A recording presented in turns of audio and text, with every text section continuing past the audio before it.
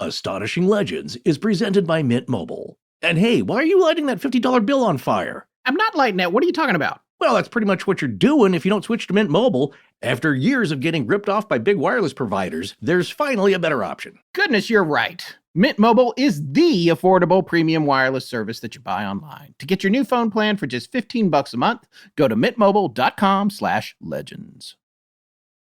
Astonishing Legends would like to thank Mint Mobile, Wondrium, our contributors at patreon.com, and you, our listeners, for making tonight's show possible.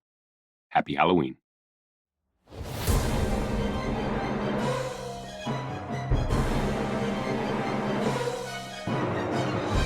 Halloween is here, your soul to take, with tonight's tales to keep you awake. He looks like his brother, but something's not right. His brother's at camp for several more nights. It's stalking you. It hides in the corn. It cannot be seen, but the stench is a warning. It wants you to leave, and it's filled with dark hate. Was tracking it down your final mistake? A goblin, a genie, a demon appear. They challenge your faith and feed on your fear. Just be glad that you were not present for these 5 astonishing legends.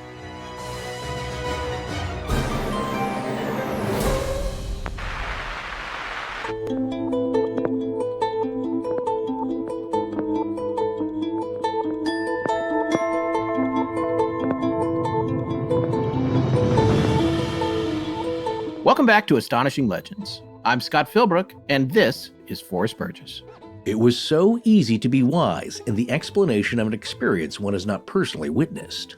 Wendigo by Algernon Henry Blackwood from his novella The Lost Valley and Other Stories, published 1910. Join us tonight for the final episode of our 2022 Halloween special series.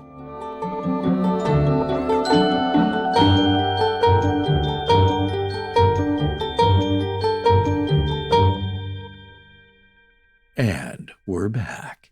That we are, folks. We hope you've enjoyed these 3 weeks of scary stories in a row. We're dark next week, but we'll be doing a new Junk Drawer show on Patreon, and we'll be back the week after that with a brand new show in our more traditional vein. We'd like to remind everyone that Tess is wrapping up Blog Astonishing October, where she's been posting a new blog post every day for the entire month. So if you missed those, get on over there and check them out. They are fantastic, and they don't spoil. They're good well past November. That is correct. And also, if you're a fan of the Midnight Library, a new season has just started, so look for that wherever you get your podcasts. Oh, and if we've managed to pull off releasing this on October 29th, you can also find us live tonight, again, if we posted this in time, during the 9 o'clock hour on Jim Harold's YouTube channel for his virtual Halloween party. And if it's already run or you're listening to this after October 29th, you can go back and stream the replay. Okay, folks, we've got a really great show tonight, so let's not waste another minute of whatever life you have left. All right, think of tonight's show as a 5-course meal of Astonishing Legends. These are some of our favorite stories that came in. Well, I hope people noticed, maybe not, but we tried to curate the experience so that we start off with one type of story or one type of experience, because there are lots of patterns to this. And then we try to ramp it up, and tonight, these aren't the longest anecdotes. We chose some that we could jam-pack more into a part 3, but I will say these are some of the most disturbing, each in their own way. Folks, we got a lot of great stories from a lot of you, so you may still be hearing from us in the coming months. If you didn't hear your story on the show, obviously you would have heard from us by now. So the point is, we want to record a lot more of them and possibly broadcast them sometime next year, either on our YouTube channel or the main show or Patreon or somewhere. So keep an eye on those inboxes because you might be hearing from us. Yes, because we both feel that a lot of these stories need to be told, so we're going to do that here and there in the future. But tonight, we're going to ramp into darkness here. All 5 of these are encounters, technically. And here's what's interesting, folks. There's some very common ground, even within this episode, with these first 2. And then there's common ground with legends you've heard before as well with the other ones. Yeah. This first one comes to us from listener Mallory Kennington, who actually lives just over an hour away from me here in North Carolina. So, Sarah, without further ado, please roll the goblin. All right, folks, we'd like to welcome Mallory to the show. Mallory sent in a great story for us for this year's Halloween story extravaganza that we're doing. And we wanted to hear her tell it herself. But first, Mallory, why don't you say hello to our listeners and tell us a little bit about yourself to the extent that you're comfortable. Hi, guys. So my name's Mallory. I live in Charlotte, North Carolina. I'm a software developer, and I think that's kind of relevant because we're all typically pretty skeptical. Haven't had a lot of paranormal experiences, I would say. I'm agnostic. I definitely require a lot of proof for anything. So you would describe yourself as somewhat skeptical. Yeah, for sure. I went to Catholic school, and I think that's from a young age. Prove it. When you're ready, why don't you tell us your story? We'd love to hear it. This was about 2007. I had moved to South Florida. At the time, I lived in Coral Springs, and I was working in a call center. So I was doing like IT support for Gateway Computers. Boring. So I had this great apartment. It was the first time I've ever lived completely alone. It wasn't like, it was just totally weird stuff happening all the time, but there was a lot of strange occurrences, and it was all in the category that you could kind of dismiss, like, oh, I must have just put that there, or I must have just lost this, and, I'm imagining this or that, or, the weird sounds outside, or just cats, just neighborhood cats or something. On the night that this happened, I remember I was in bed with my boyfriend at the time, and I woke up for no reason. You kind of get that like hair prickling on the back of your neck sensation, or like somebody is watching you, or somebody is there. So I immediately, when I woke up, felt like someone was standing in the corner of the room, someone or something. And, at the wall that the foot of the bed was facing, I had the dresser, and then right next to that was the corner of the room. So it was dark, and I could kind of make out like a robed figure in the corner. I mean, I knew as soon as I woke up, like right where to look, everything, and I just had something instinctual telling me, don't actually look at it. So I'm kind of squinting my eyes just enough and moving just a little, so it kind of seems like I'm still asleep. So I see this thing, and, of course, I know what like sleep paralysis is. I can think of, oh, you're just waking up and seeing a weird shadow, who knows what. So I kind of look at it for a minute, long enough to say, all right, this is really like something's going on. This whole time, something is telling me, just pretend like you're asleep. So I kind of slowly roll over to face the other side of the bed, and I think I fell asleep for a little while. And I woke up again with like an even stronger feeling, like, oh my gosh, something or someone is in the room. And this is the only time in my life I've ever said something had a malevolent presence. There's all kinds of stuff in novels you read and things where somebody's like, oh, you could see it in their eyes, or you could feel it in the room. Like, no, other than basic body language and social cues that you can obviously tell when somebody's like really angry, I've never gotten any of that. So I'm rolled over at this point, and I kind of squint my eyes open again, and it is like right in my face. Its nose is like an inch from my nose. And that's when I could really see details and stuff. When I described it to my friend, I said it looked like evil Yoda.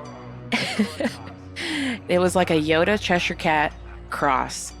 So picture like Yoda's, head shape with the ears, but the ears were definitely like a little bit further up on the head, not totally on the side, between top and middle of the head. They were a little longer and pointier, and it had this big Cheshire Cat smile, and it was smiling, and its eyes were huge, and it was insanely creepy. Pointy teeth, the caricature of a horror movie monster. It had orangish reptilian skin, a little scaly, and just these big, huge, gold luminous eyes, and that's what I remember the most. The eyes were just like boring into you, giant flashlights just shining gold. I felt like it was in my face because it was trying to get me to wake up, and I just felt like if I woke up, that's when it would do whatever it wanted to do. I felt like it wanted to hurt me, like I was going to get thrown across the room, poltergeist style, beat up, or who knows what. And my boyfriend at the time slept through all of this. I never told him anything about it. He still doesn't know anything about it to this day. I obviously knew what sleep paralysis was, and I kind of thought to myself, maybe I've never experienced it before or since then, but I thought maybe it's just a sleep paralysis type thing. So I was like, okay, I don't want this thing in my face. I'm gonna slowly roll back over. Obviously not sleep paralysis, and I'm freaking out more at this point, and I'm wondering, I'm like, can it tell? My heart is pounding and I'm like breathing heavy. Do I have to like actually wake up and acknowledge it for anything to happen? Like, what's going on? I just stayed very still, tried to calm down, essentially went back to sleep, and I never saw that thing again, but definitely several weird experiences happened in that apartment. As this scene unfolds, what first happens is that you get a sense or presence of something being in the room, human or whatnot, and that wakes you up into this kind of alpha state of sleep where you're starting to wake up. You're conscious and you know you're awake, but you're not frozen. You can move. Mm-hmm. And as you crack your eyes open, as you peel your eyes open a little bit, you see this figure. And could you describe how it first appeared to you? Because in your email you said you got the sense that it was a humanoid shape, maybe about 5'10" in height, so fairly tall, right?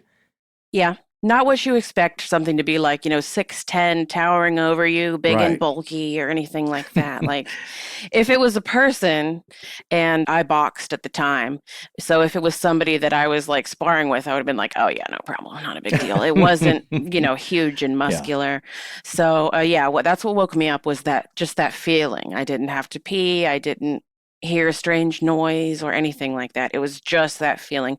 And I mean, I came to consciousness with that feeling of dread already, like, oh, what's going on? I'm going to be imminently attacked. Right. And then I kind of looked over. It had a robe. It didn't have its hood up, and I already saw like the outline of the ears. And that's why I was like, all right, I'm still in a dream. When you described the eyes, were they like compound eyes, like insect-like, or was it a single iris pupil? I mean, it was cat-like. Pupil was cat-like.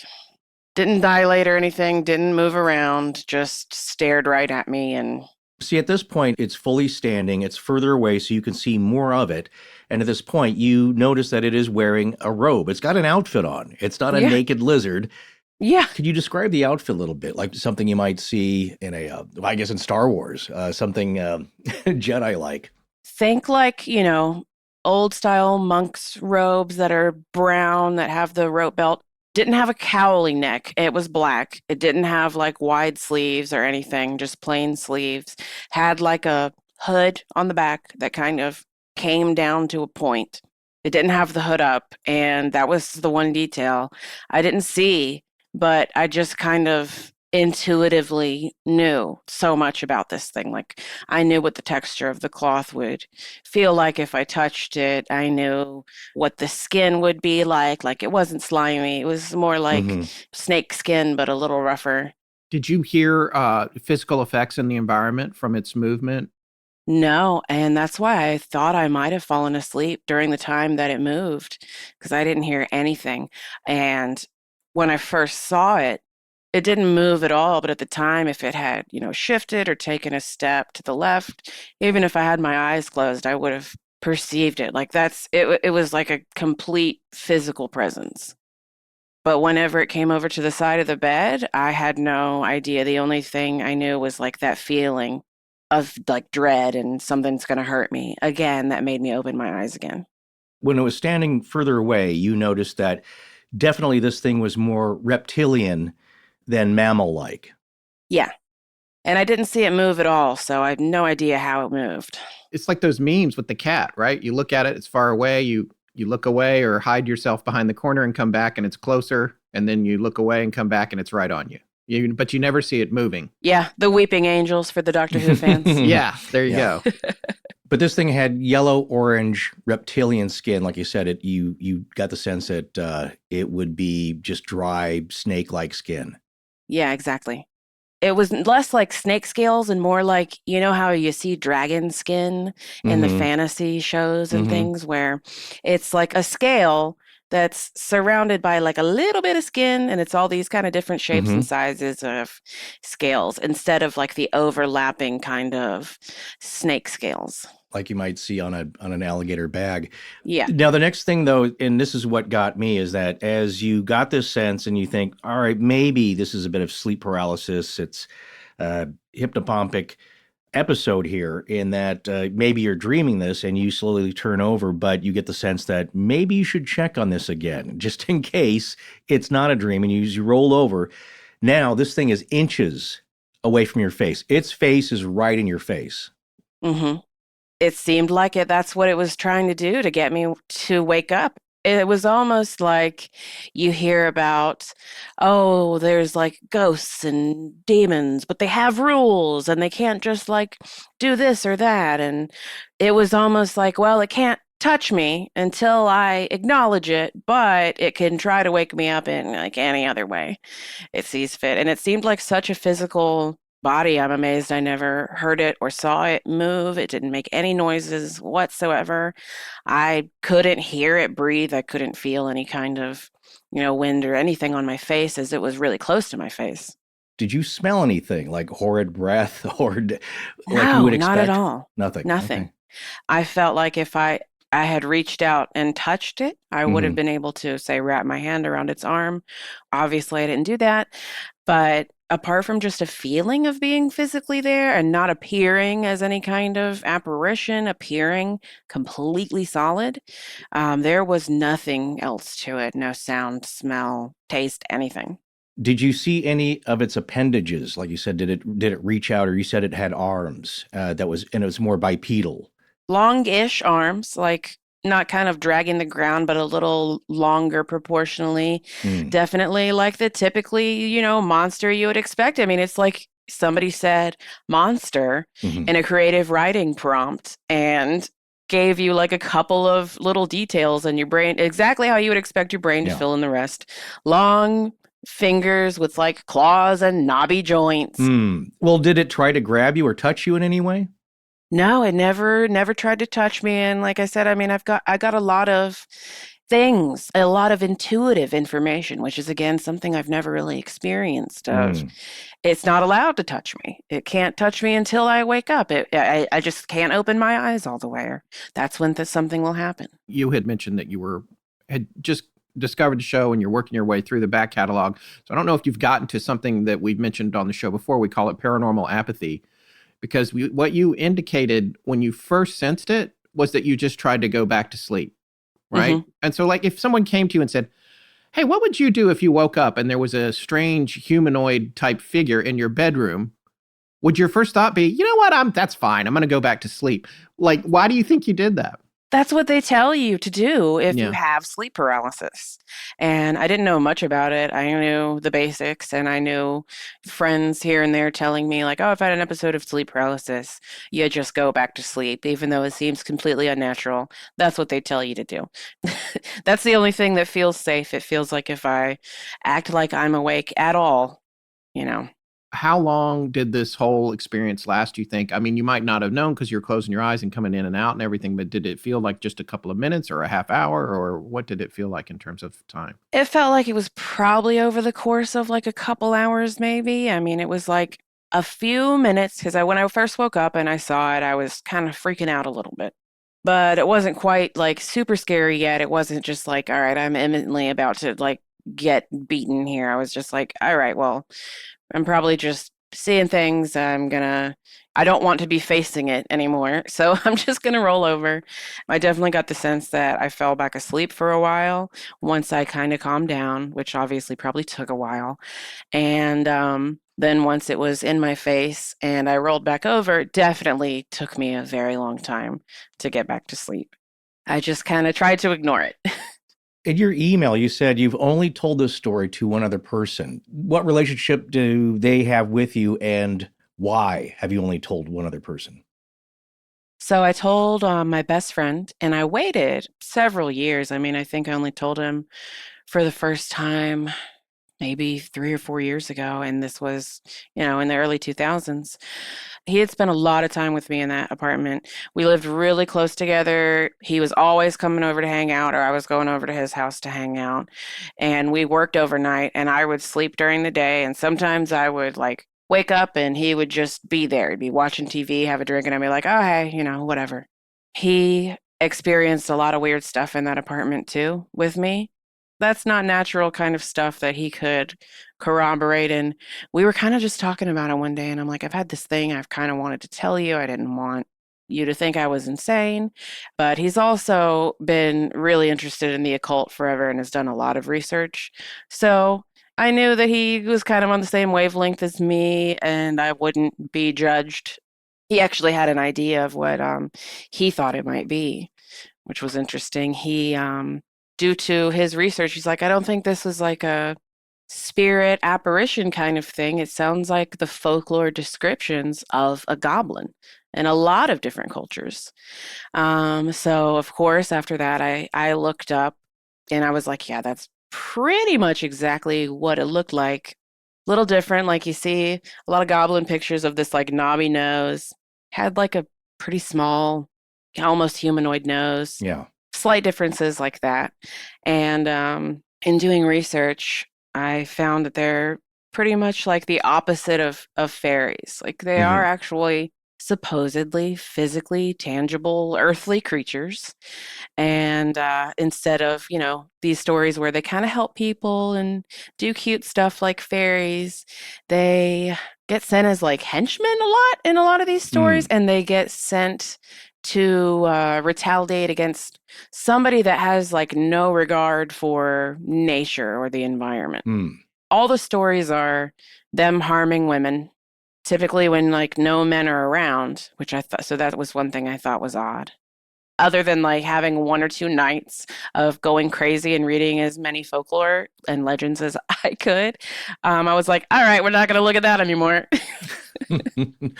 Why do you think it appeared to you in that bedroom? Do you think it's the apartment itself? Do you think it was you personally? Why do you think this happened?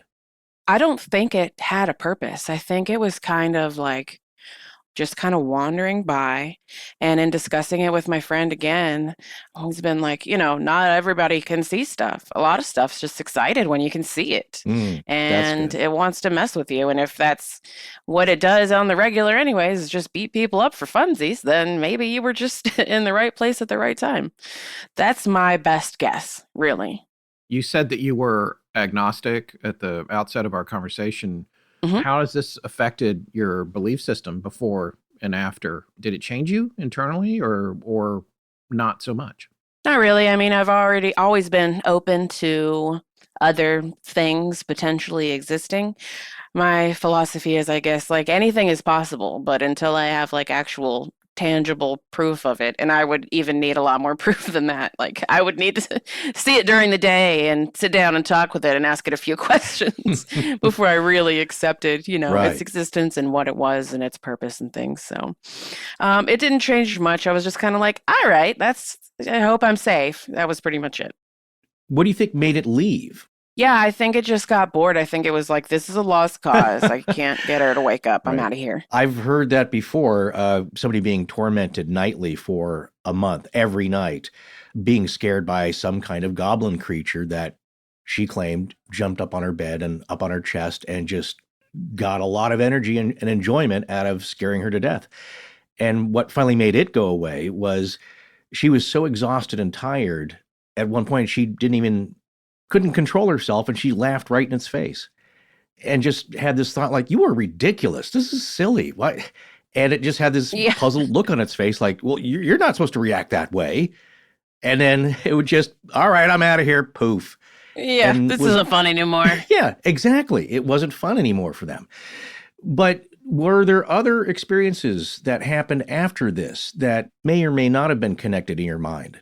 I don't think they were necessarily connected, but there were just a lot of strange things that happened in that apartment. And my friend was there to witness a lot of them.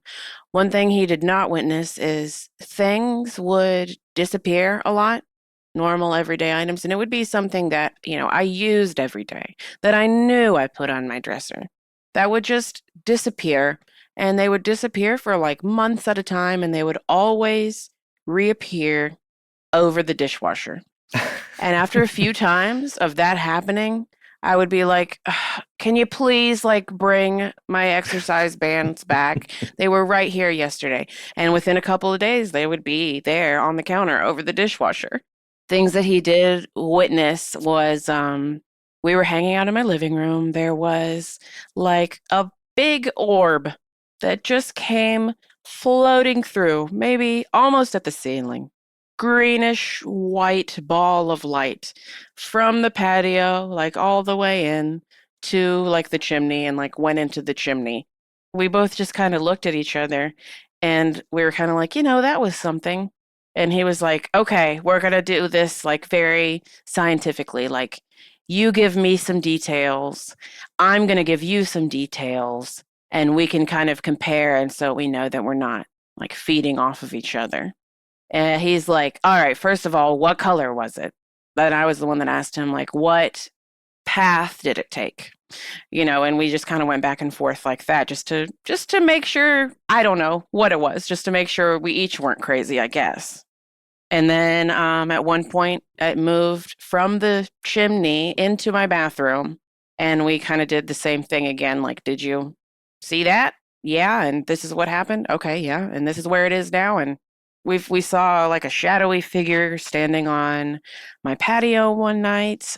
We heard crazy noises, and this is what I always kind of just was like, all right, it's cats fighting. I've had cats forever. I've heard cats fighting.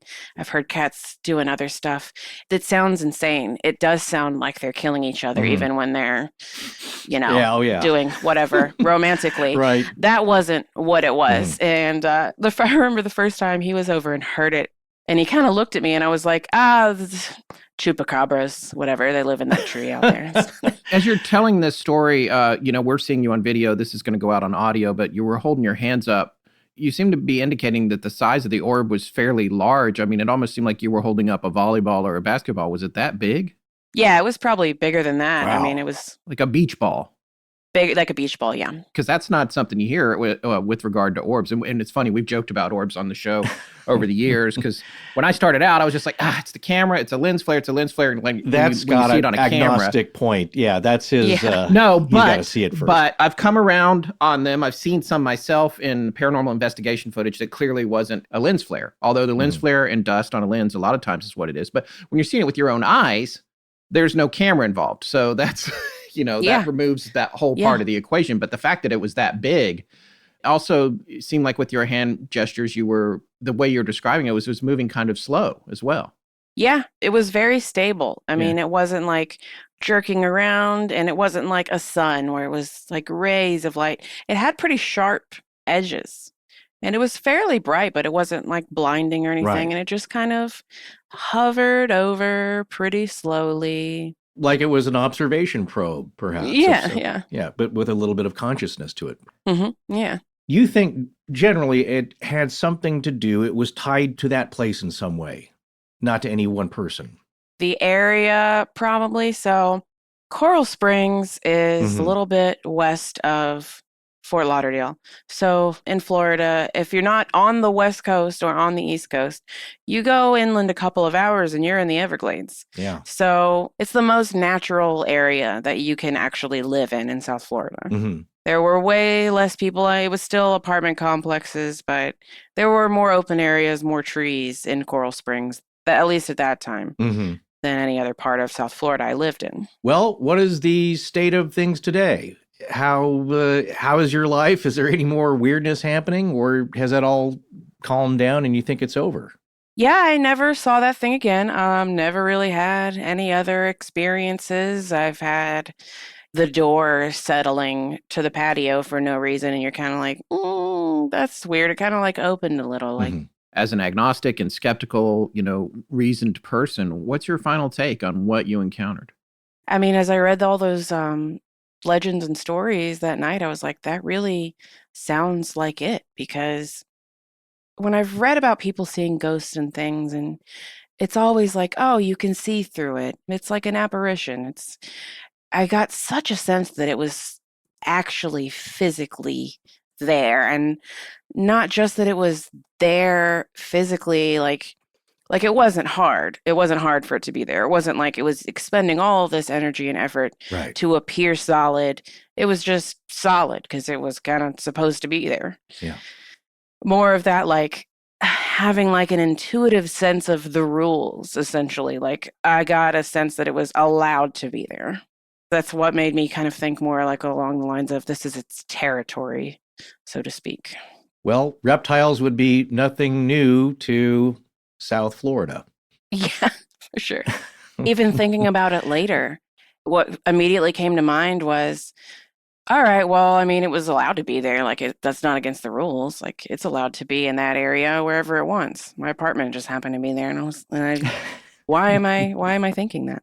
Mallory Kennington, we'd like to thank you so much for coming on the show and taking the time to tell this story. These stories are often personal, and it can be a little nerve-wracking to share them in a forum. So we really appreciate your offering to do that for us and our listeners. Yeah, thank you guys. I really enjoyed it. Hey, did you see that Wondrium has a new carousel on its splash page called Scary Programs for Halloween? Yes, it's a great lineup of titles, too, and a lot of new ones. Check these out. Vampire Skeletons, Why Evil Exists, The Act of Killing, Extreme Offenders, and Monsters Within. And a series on public speaking, which I thought was pretty funny to be included, but, it can be really scary IRL.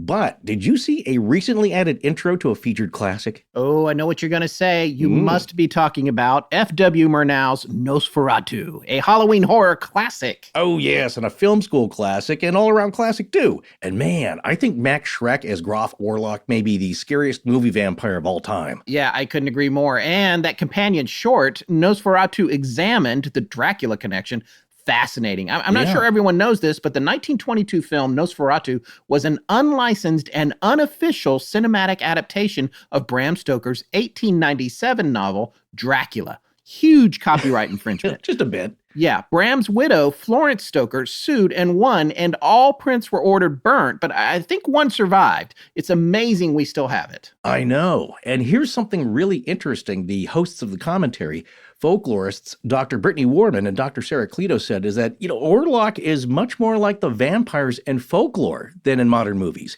Vampires and folklore, they're much more animalistic. So there's an interesting connection in the film between Orlok and this werewolf, which is played by a striped hyena. So in old folklore, vampires and werewolves, there wasn't that much of a separation, not like the categories we think of today. So the viewer, when they see them, Orlok is maybe this werewolf or it's another character or whatever, but they're very much connected. And get this, there's some old folklore that suggests that if you were a werewolf in life, you'll become one in death. Ooh.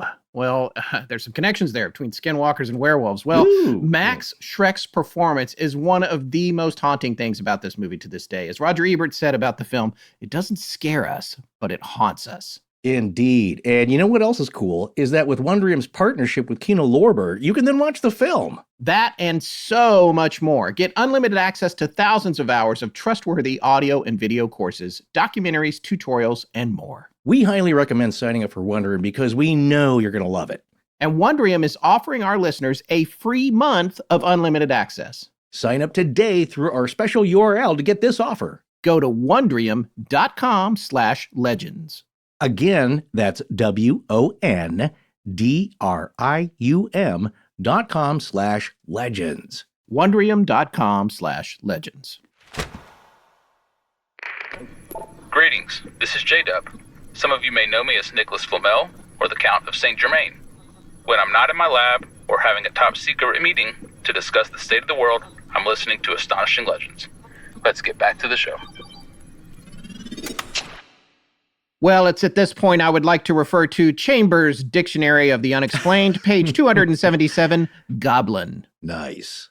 A general term for a small, dark, ugly, and mischievous or evil fairy. No offense if there's any in here. I'm looking behind me. Oh, you're reading from the book. I'm reading from the book. Listen. I swear you were looking at me when you said that, but okay. In Western folklore, the word goblin is used to refer to any small, dark, and ugly fairy of a mischievous or evil disposition. It comes from the Old French goblin, which probably derived from the Greek kobalos, meaning a mischievous spirit. And the term includes bogarts, bogies, and bogles, among others. They are said to live underground, especially in churchyards or between the roots of ancient trees, and are most likely to be seen at Halloween.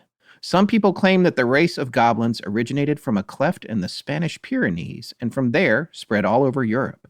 Goblins are most common in English and French folklore and are usually portrayed as diminutive and grotesque figures who visit human dwellings, usually in order to wreak havoc there at night, knocking on doors and walls, breaking pots and pans.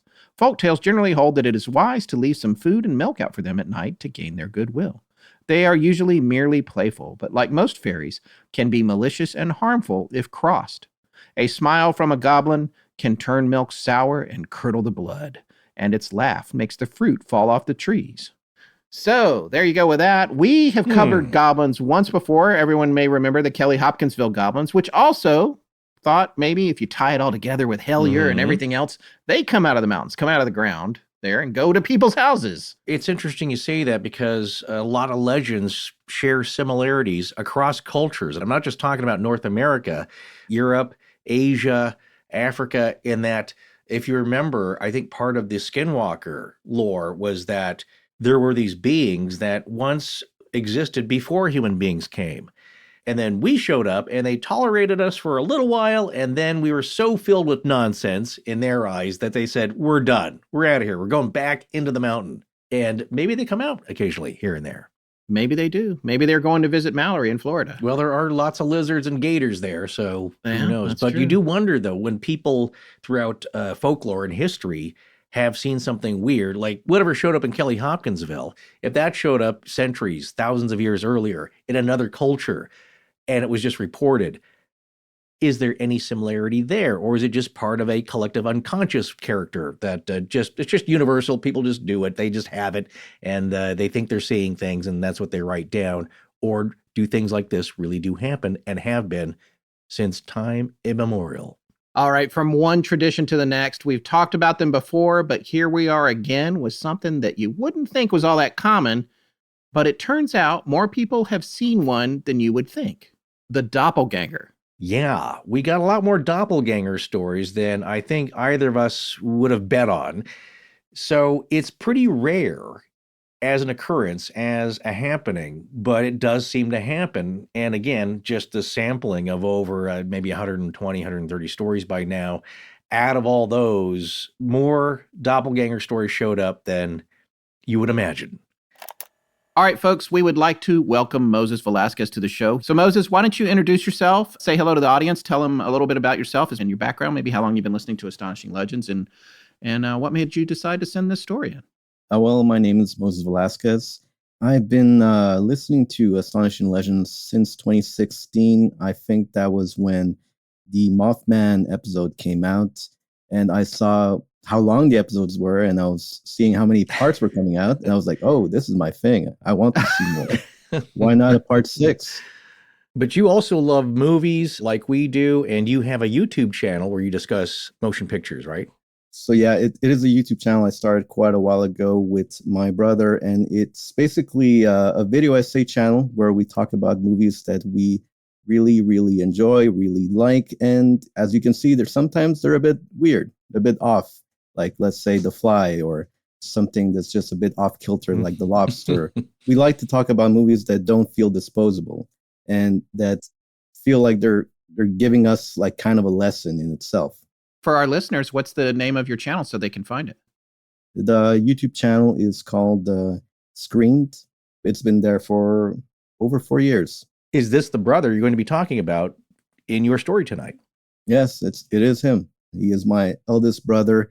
And he is someone who I've always looked up to. He is the person who always proofreads everything I write, and whenever I have an idea, I just pass it through him. So he's always been in a certain high place, high esteem for me. So we used to sleep in the same room. His bed would be like a meter away from mine. And knowing that in the room there's someone else, like just the white noise of someone else in that room, it kind of comforts you in a way. Because as a child, I feel like I was always a bit afraid of anything that could go bump in the night or stuff like that. Especially that night, because for some reason, I felt something was a bit off. But I wasn't thinking that it was something supernatural or anything like that. But it just felt like I didn't want to go to sleep alone that night. And before I went to sleep, my parents were like comforting me, and we come from a very religious background. So they were, it's like, everything's fine. It's like God is always with you and everything. And I was like, okay, I'm going to fall asleep. It's going to be normal. And later that night, I wake up in a way that I usually don't wake up, because I wake up like in a ball and with all my covers around me. And I felt it was strange. And then there was this weird feeling that also accompanied that. This feeling of dread. And as a child, you don't experience that often. At least I didn't experience it often. And it just felt like there's something in the room that just isn't normal. So I just grab my covers and take them off my head. For some reason, they felt extremely it felt like this kind of safety from whatever could be out there. And when I take it off, my eyes are adjusting to the darkness of the room. And in front of me, there's like this window. And in the window, you can see kind of some light from the street coming in. And the first thing that I see from that window is a silhouette, like this darkened silhouette. And my immediate thought is that, oh, there's someone outside and they're trying to get into the house or something like that. But as my eyes get more accustomed to the darkness, I noticed that it was actually someone that was inside the room with me. And I actually did notice the face, and it looked almost exactly like my brother. And at that moment, completely, I was just freaked out. I grabbed the blanket again, and I cover myself again. And in that moment, you're kind of like confused. And you're a child, yes, and you feel like you know a lot of, you can discern certain things from reality and fantasy. But to me, this was just completely abnormal. Like, this is not supposed to happen. So in that moment, I was just thinking to myself, okay, maybe I'm just the one who didn't see it right. Even though I'm freaked out, maybe I didn't see it well. Maybe it's just a shadow. Maybe it's just something passing. Maybe I'm just scared. So again, with whatever courage I had as a child in that moment, I lift it up and it's still there. At this time, it's closer. It's close to my brother's bed, which is, again, a meter away. And he was wearing like the same pajamas my brother had, the same design, same patterns. His hair was the same hairstyle that he had, and even his glasses. And it was so strange because it's like, in that quick amount of time, I was just scanning him, seeing, like, is this really him? Until, I see his face. And there is just something wrong with the face. It's as if 95% of it is exactly the same thing, but the 5% that is off makes it completely horrifying. And again, I hide under my covers, and this time I could feel like my heartbeat. I could feel just everything racing. Usually when you tell yourself to see if you're dreaming, you pinch yourself or something. And I didn't even have time to pinch myself. I just dug my nails into my hand, into the palm of my hand. I was like, oh, this is really not a dream. There is something definitely out there that looks like my brother, and I don't know what it's about to do to me. So now, for the third time, for some reason, curiosity is just stronger than fear. And I just had to look again. So I grabbed my covers and just slowly moved them from my face. And this time I realized that he's just right in front of me on my bed. my whole body was just shaking. And it's like really up to my face, really close. And he's smiling. And it's like, at first it's a closed smile. But then as he's getting closer, it's like his mouth is opening and you can see a grin. But the weird thing is that the first thing that I thought were, there are too many teeth. And they're all too close to each other, overlapping. And that in itself is freaking me out. But then I see his eyes. And his eyes are, of course, they're not my brother's eyes. It's not like there was something completely unnatural in the sense like it's a lizard or some type of eye like that. It's just there is some kind of a malice in the eyes. Like something that you wouldn't see like in a normal human being, or as a child I would never see that in someone else's face. But it's like this cruel intention that it has. And then it's getting closer and closer. And for the last time I put my blanket down and I shoved my face into the bed.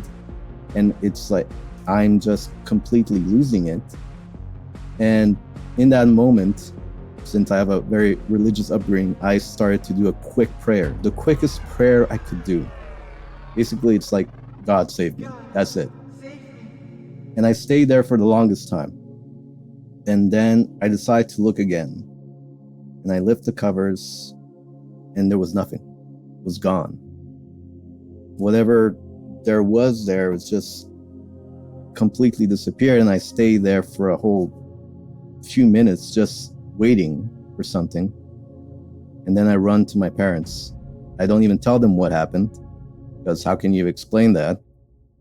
And I just tell them I need to sleep with them. Of course, later on, I told them what happened, but it's one of those things that you see and you have no real explanation for it, because I don't even assign like a label to it. I don't say it's a ghost. I don't say it's a demon. I don't say what it could be. All I know is that night I saw something that I have no explanation for. What did your parents say about it when you told them the story? They were surprised. They were very surprised. And of course, they prayed with me just to cover any basis. Mm-hmm. Sure. But no, they were very surprised. And there's a certain thing that it's like they want to believe you, but also if they do believe you, then they have to accept that there was something there that night, and they couldn't do anything about it. How old were you at the time, Moses? I was 9 years old. When you said it was on the bed, did it sit down on the bed? It went from standing and transitioned to sitting on the bed? That's the thing that I'm trying to think about, because I think out of my fear, I didn't realize if I could feel that it shifted, if I could feel that the weight of it on the bed. But I did not think about that. And I didn't feel it in that moment. We have another story that you won't have heard that's a little bit similar to this. It's going to be airing in this same episode, but it's also very different in terms of what the person saw. So one of the questions that we asked her was, did you sense any physicality to the presence or hear like it stepping on the floor or anything like that? Or was it just a visual presence? I think it was just visual. Mm-hmm. That's what I feel, because I can't give another description of when it comes to sound or when it comes to like a smell. It was just visual to me. And it had that sense, and it was in the sense of a doppelganger. It had that thing where things were almost right, but not quite. And in fact, the closer you got, the more disconcerting or uncanny it was. Definitely uncanny. When you first were woken up under the covers, and that was unusual itself, but you got the sense that something wasn't right, and really that overwhelming sense that something is off, maybe foreboding, and you take your head out from under the covers and you see the shape. That's, as you said, you thought at first was outside the window, and you're on the first floor, right? Yeah, definitely. Yeah, so maybe somebody's outside the window, but then you realize, like, no, this is worse. Somebody's inside.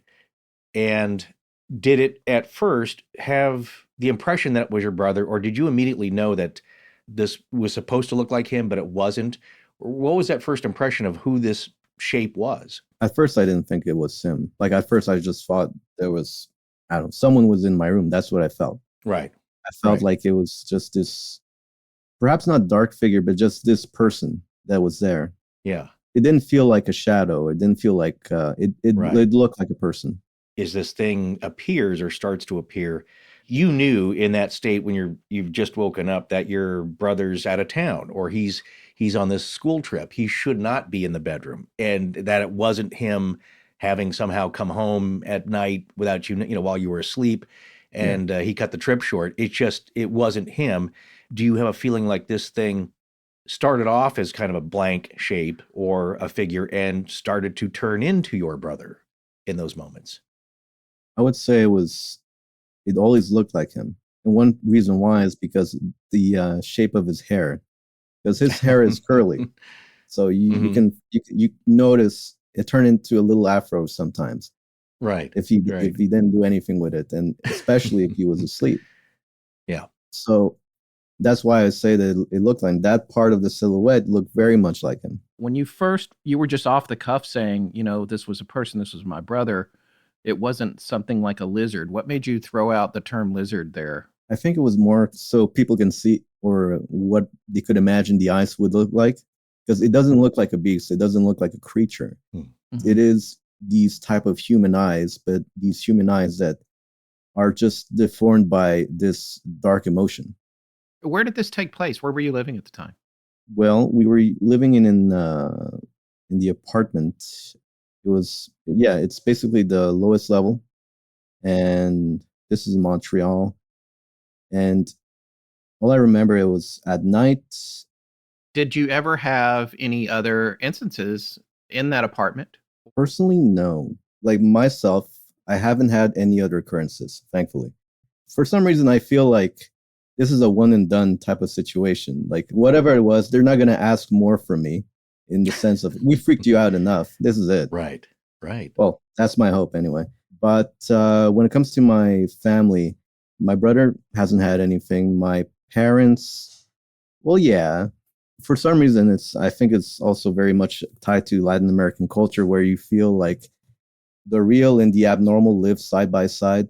Mm-hmm. So sometimes there's a ghost that haunts that little place or stuff like that for us.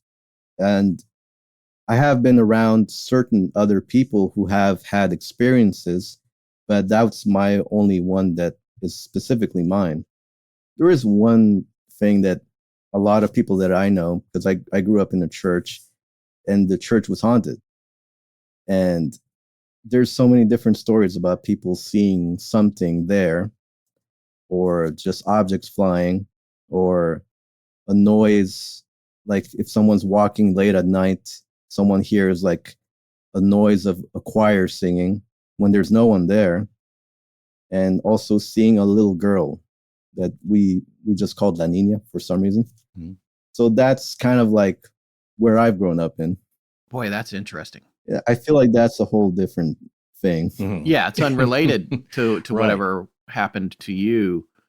And for me, I guess one of the things that is interesting when somebody experiences something like what you experienced, and it is just the one time. In a lot of ways, I guess for some reason it feels almost easier to believe. But then by the same token, we know lots of people who've had incidents going on for their whole families for decades. And I believe them too. So it's like it's interesting when it's just this one thing that happened in your life. And it's the same thing with the other guest we have on tonight. There is one major difference I see with this story in that this wasn't just some freaky creature. This was very personal. And it's leading to a question I've now, since we've been interviewing so many folks, these are the standard questions that I ask towards the end of the interview, and leading to this being very intimate and personal as far as how this thing appeared to you, which wasn't, I don't know where it farmed or sourced this appearance or how that works, of course, but why do you think it took this shape? What do you think this means? If it has any meaning other than to maybe just freak out a young kid, why do you think this happened to you? I think specifically grabbing the image of my brother, to me, it means a lot because, well, he is my older brother and we're 3 years apart.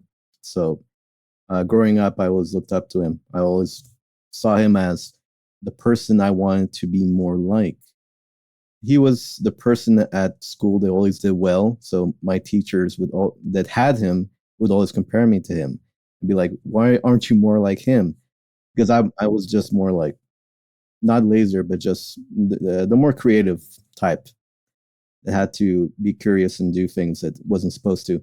But yeah, to me, that's what my brother represents. So specifically grabbing that image of someone that I feel like is someone who is safe, someone who would have the best intentions for me, or would be kind of like a certain guide in a way. It felt like it was grabbing that relationship and turning it on its head. Well, in relation to that, do you think that this incident happened more because of the location of the apartment or where it was, maybe just that room, or was it more connected and related to you or the people in there? I think maybe it wasn't really because of the location or proximity or something of that nature. I think it's mainly because it was specifically for me in a way, because I was always this kid that could have that amount of fear. Whatever was there had an easy target. That's what I feel.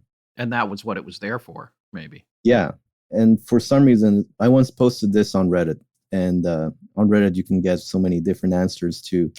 And you certainly and can. People who sound completely so sure about their answers, as if they've studied this for quite a while. And one of them, I like what they were saying is, I don't know if it's actually true at all, but whatever this was, it wanted to feed off of my fear, off of that energy. No clue what reason or for what, but it wasn't something that could be malicious, or it wasn't something that was actually going to harm me.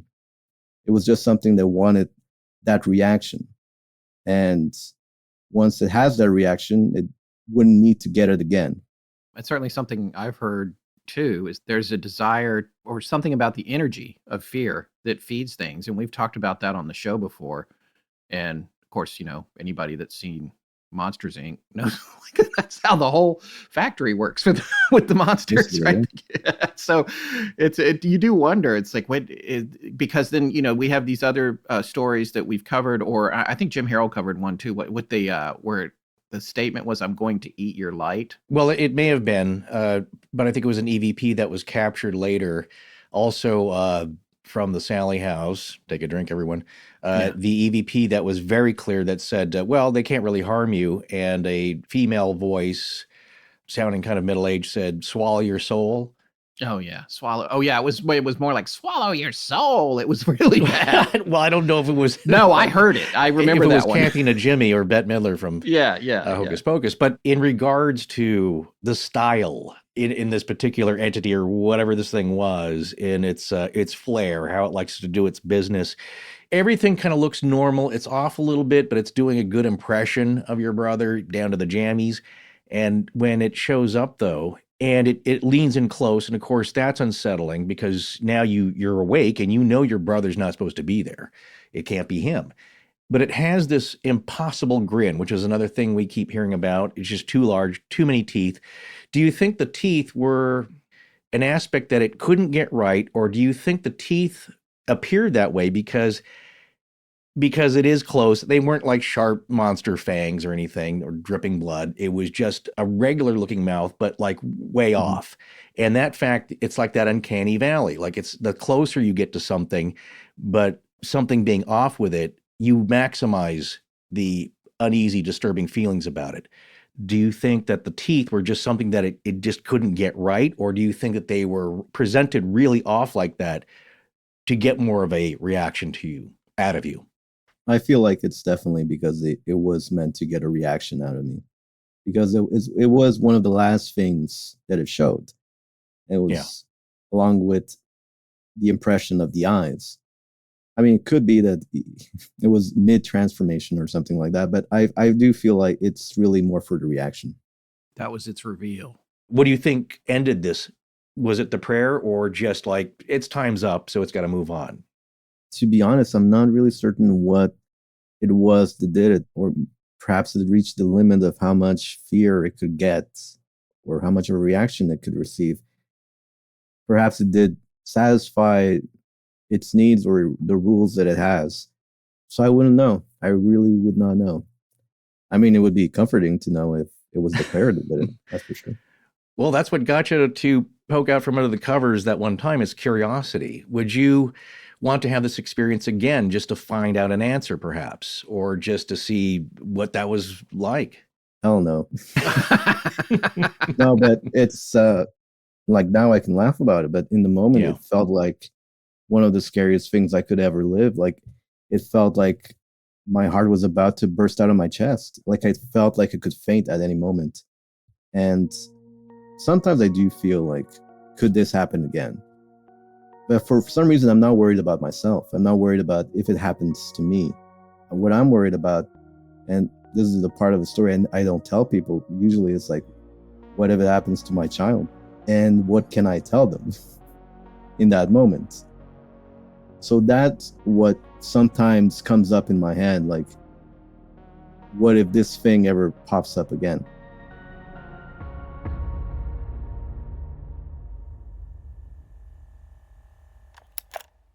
Well, I don't know how you feel about doppelgangers, but there's something about it psychologically. It's not always the most gory, grotesque, goblin-like creature you see. They often look like someone you know. Sometimes Yeah. it's like yourself. Imagine seeing a copy of yourself somewhere that's not in the mirror. And Yeah. that must be extremely, ultimately disturbing. But I do think, yes, there's something psychological about it that's even more off-putting. So, like seeing a doppelganger, the closer it is to somebody you know or yourself, but just being off a tiny bit, that really cranks up the disturbing knob. Yeah, that's that gets into the uncanny valley. Like Yeah. people get that feeling when a robot is almost human, but something is not quite right. That's when it gets real bad. Well, now we're going to move on to our third story. We're calling it the genie, which is, you all know, is something that generally comes along and grants you wishes, generally 3 wishes in most Right. cases, and is originated from the Arabic spirit created from smokeless fire known as the jinn. Yeah, we did get one fascinating jinn story, or perhaps a jinn out in the desert. So it was pretty authentic. So we'd like to record that later on and reach out to that person. That was Yes. a very powerful experience. Well, speaking of powerful, the jinn are all powerful and as numerous as grains of sand. They understand every language and therefore must always be spoken of with great respect. Yeah, they're always around, apparently. Right, as the grains of sand are all around us, and some may even be magically bound to objects, which may be the case in this story. But this story may also be something different.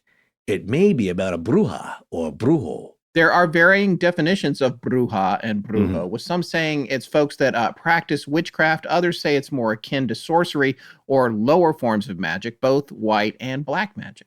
Well, whatever the case, as you're about to hear, it certainly seems like a possibility. Or could it have been a genie? All right, folks, we would like to welcome Clairette to the show. She is a listener who sent us a very interesting story. It was a different flavor from all the other ones we got, and it jumped out at us, so we wanted to share it with everyone else. Clairette, thank you for coming on. Can you tell our listeners a little bit about yourself and your background and maybe how you started listening to Astonishing Legends? Yes, thank you for having me. My name is Clairette Johansson. Before was Clairette Hernandez. I'm from Venezuela. I'm from a city called Coro. It's in the coast of Venezuela, close to the Caribbean. So it's a very nice and warm place. Now I live in Sweden. I married a Swedish guy and I moved to the middle north part of Sweden. So it's cold and dark and yes, but I'm happy to be here. So yes, I'm an information engineer. And right now I work at the Swedish company registration office Okay, and so are you missing warm and beautiful Venezuela then? all the time. How long have you been in Sweden? 20 years. And how did you become familiar with Astonishing Legends? As you can imagine, I like this kind of podcast, and I used to listen to audiobooks and stuff about horror and history and all these things like different gods and everything mystical. And for me, it's that very interesting. And you came out in my Spotify as That's a suggestion? yes. And I just listened to the first. I started from the beginning. I think that was like many years ago. I haven't been listening to you for a very long time. And I always like to start from the beginning. And I think I caught up with all the episodes Yes. very, very soon, because I usually listen when I cook, when I clean, all the time. And I really like you. Oh, thank you so much. Thank you so much. Just so our listeners know, so English not your first language. You speak what, 3 languages? I speak Spanish, English, and Swedish. Okay. I understand Norwegian if they speak slow, and Portuguese if they speak slow. Okay. Oh my goodness, that's impressive. Yeah, I love how you started off your story with 3 things to keep in mind. Could you tell our audience what those are? The 3 things you need to think or you need to know. The first one, my friend, the one I was waiting for when this happened, was never late. She was always on time, and I was there on time too. So we didn't have the time to waste or wait. Mm-hmm. That's the first one. The second one was that I had money with me because we were going shopping after this was the last year in university. So everything was almost done. Right. So we're going to party that weekend, and girls, Sure. we need to buy some new clothes for the weekend. So I have money with me. So, and the third thing was that I was wearing jeans, and this is also very important for the story. So now I start telling my story. Everything started the night before this happened. Like I said, I'm from Venezuela. The city I went to university is called Valencia, and that's in the middle of the country, but almost on the coast too. It's the 3rd largest city in Venezuela. It's not the city where I grew up, but that's where I went to university. And usually it doesn't rain that much. That's what I want to say. Mm-hmm. It's a very warm, and yes, it doesn't rain that much. But that night, the night before this happened, it was raining really, really bad. It was, like lightnings and everything. And I woke in the middle of the night, and I saw, because my bed was right in front of the window. So I could see outside that it was raining. And then when I turned to the side, I had a roommate, and there were 2 beds, and between us, it was just a way between 2 beds, and nothing there. When I turned to look at my roommate, I saw a girl. She was maybe 9, 10 years old, standing beside me, the bed, looking at me, and she was wet. It was like it was dripping water all the way. I couldn't see their face, but I saw what she was. It looked like she was 9. It looked like she had maybe brown hair or something like that, but it was dark. It was raining. We were sleeping. It was in the middle of the night, but I saw her, and I was so afraid. So I tried to scream, now afterward, after all this year, I know that it's called sleep paralysis. I didn't know that then. So I really tried to wake up. I didn't know if I was dreaming or if it was for real. Was she there? And I tried to wake up my roommate, but I couldn't speak. I couldn't move. I couldn't do anything. I could see through the window that it was raining, that it was lightning. It was almost like a movie. I could see it was raining outside. I could hear the rain, and I could see the girl, but I didn't know if it was real or no. So after trying and trying, I finally could wake up, and I screamed my friend's name, but she didn't even wake up. You do what you do when this thing happens. I was very scared, afraid, but I went back to sleep after that. So this was the night before. The next day, that is when this incident happened, or the encounter, as I say. I didn't have a car, so I went to university with my friend that lived in the same area where I lived, and I used to wait for her in the corner of the building that I was living in. And there was a car parking there, and I remember I sat on the car. You say that? Sat on the car Yes. to wait to my friend. And like I said before, she was never late, and I was always on time because I didn't want her to wait for me, but I didn't want to stay there by myself and wait in the sun. And, a girl alone in the corner, not nice that either. So I usually try to time it. So she didn't have to wait, and I didn't have to wait. But I have time to. I sat on the car and I was waiting for her, and then it was this old guy with a little girl that walked past me. They walked past. They looked at me, and then they went back to me. The guy looked at me and he asked me if I have family in this Sorte mountain. And that is a place everybody knows what it is in Venezuela. I was raised Catholic. I went to Catholic school from kindergarten to high school. Only girls, nuns, everything. But even then, I knew what Sorte Mountain was. Everybody knows. That is like a spiritism or like witches and stuff like that. So I knew what it was. So Sorte Mountain is like a mystical place, a spiritual place. And most of the locals know that it is a special magical place, but are they afraid of it? Yes, I think so. I was afraid. I think most of people are afraid because if you're Catholic, you don't supposed to have anything to do with that kind of thing because it's not good. It's not God. Everything that have with the religion that you are they have to do with the religion. But I've heard that, for example, they have like stages in the mountain, so you can't just go or climb all the way up. You have to pass some tests to get to the next level and to the next level. I've heard. I don't know. I haven't been there, but that's what I heard. When you say pass these tests, are you just talking about physical tests or spiritual tests? I don't know. I think it's spiritual tests. So I don't know, but that's what I heard. Are there lots of local legends about strange things happening there? There are many legends.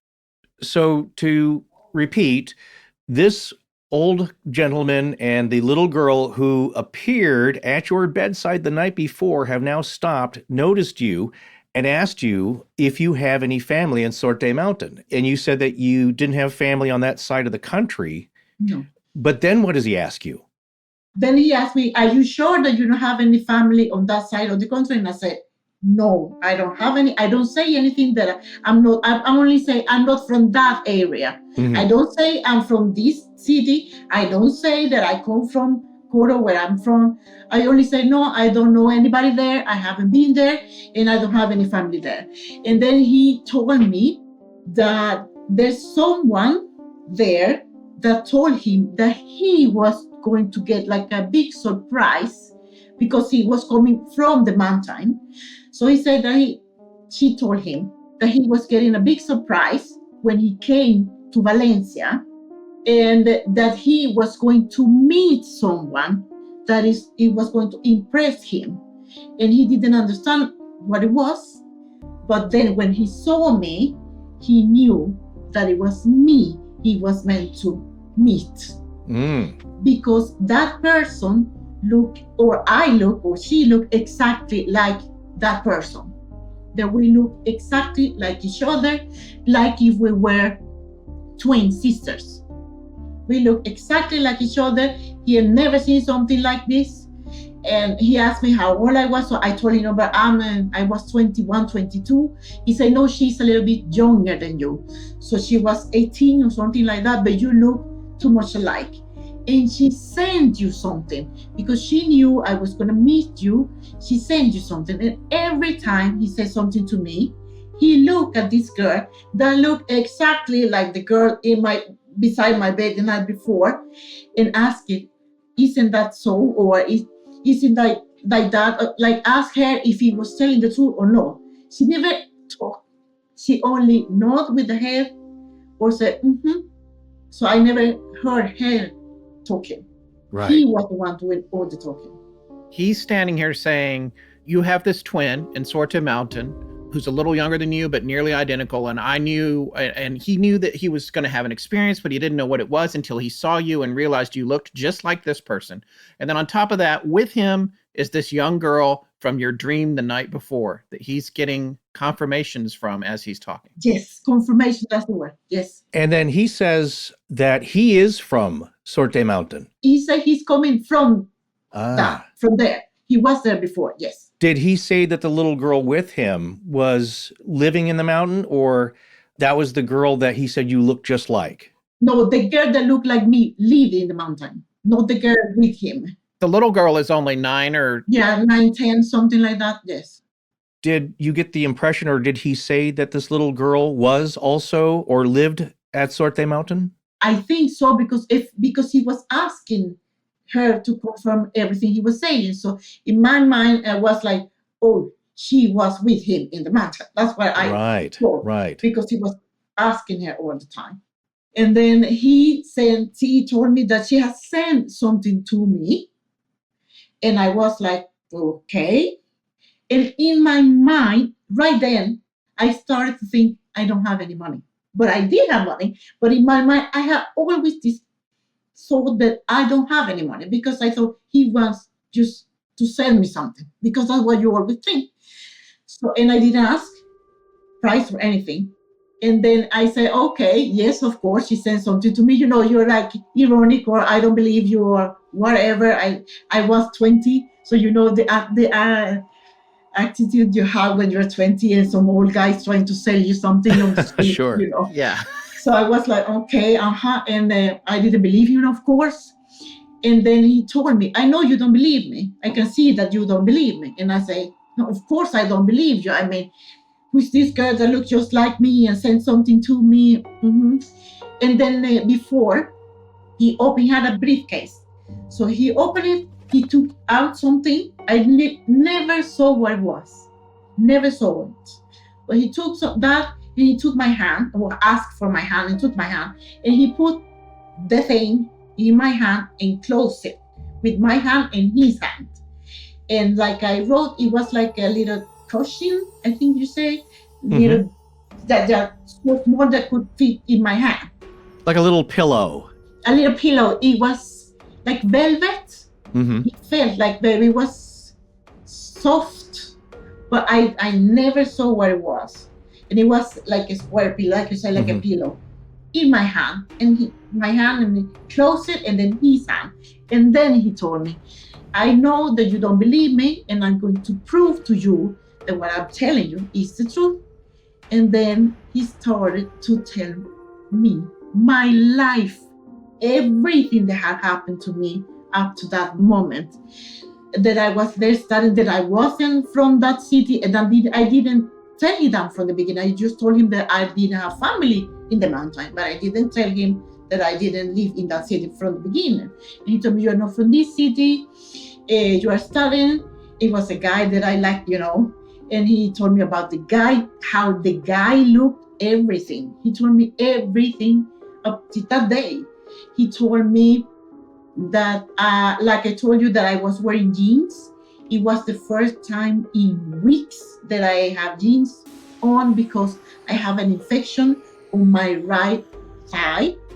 And it was like I had like an operation, so I couldn't have anything that was tight or anything that, so I had only skirts. And I have been wearing skirts for weeks. So I was really happy that day, because it was the first time, and it was party that weekend. I was gonna go out and buy clothes.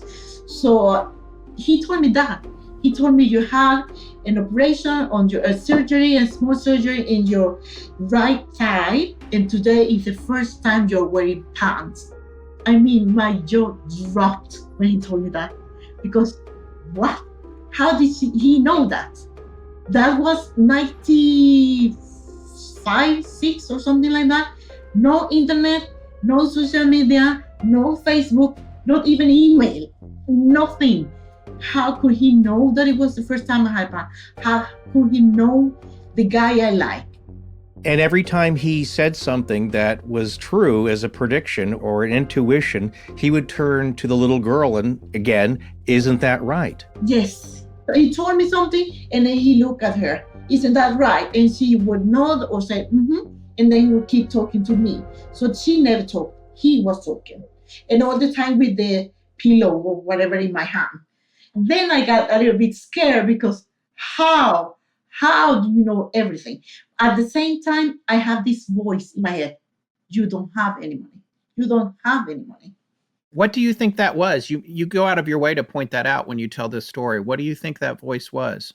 Sometimes I think now I'm not as religious as I was then, but I think it was someone trying to protect me.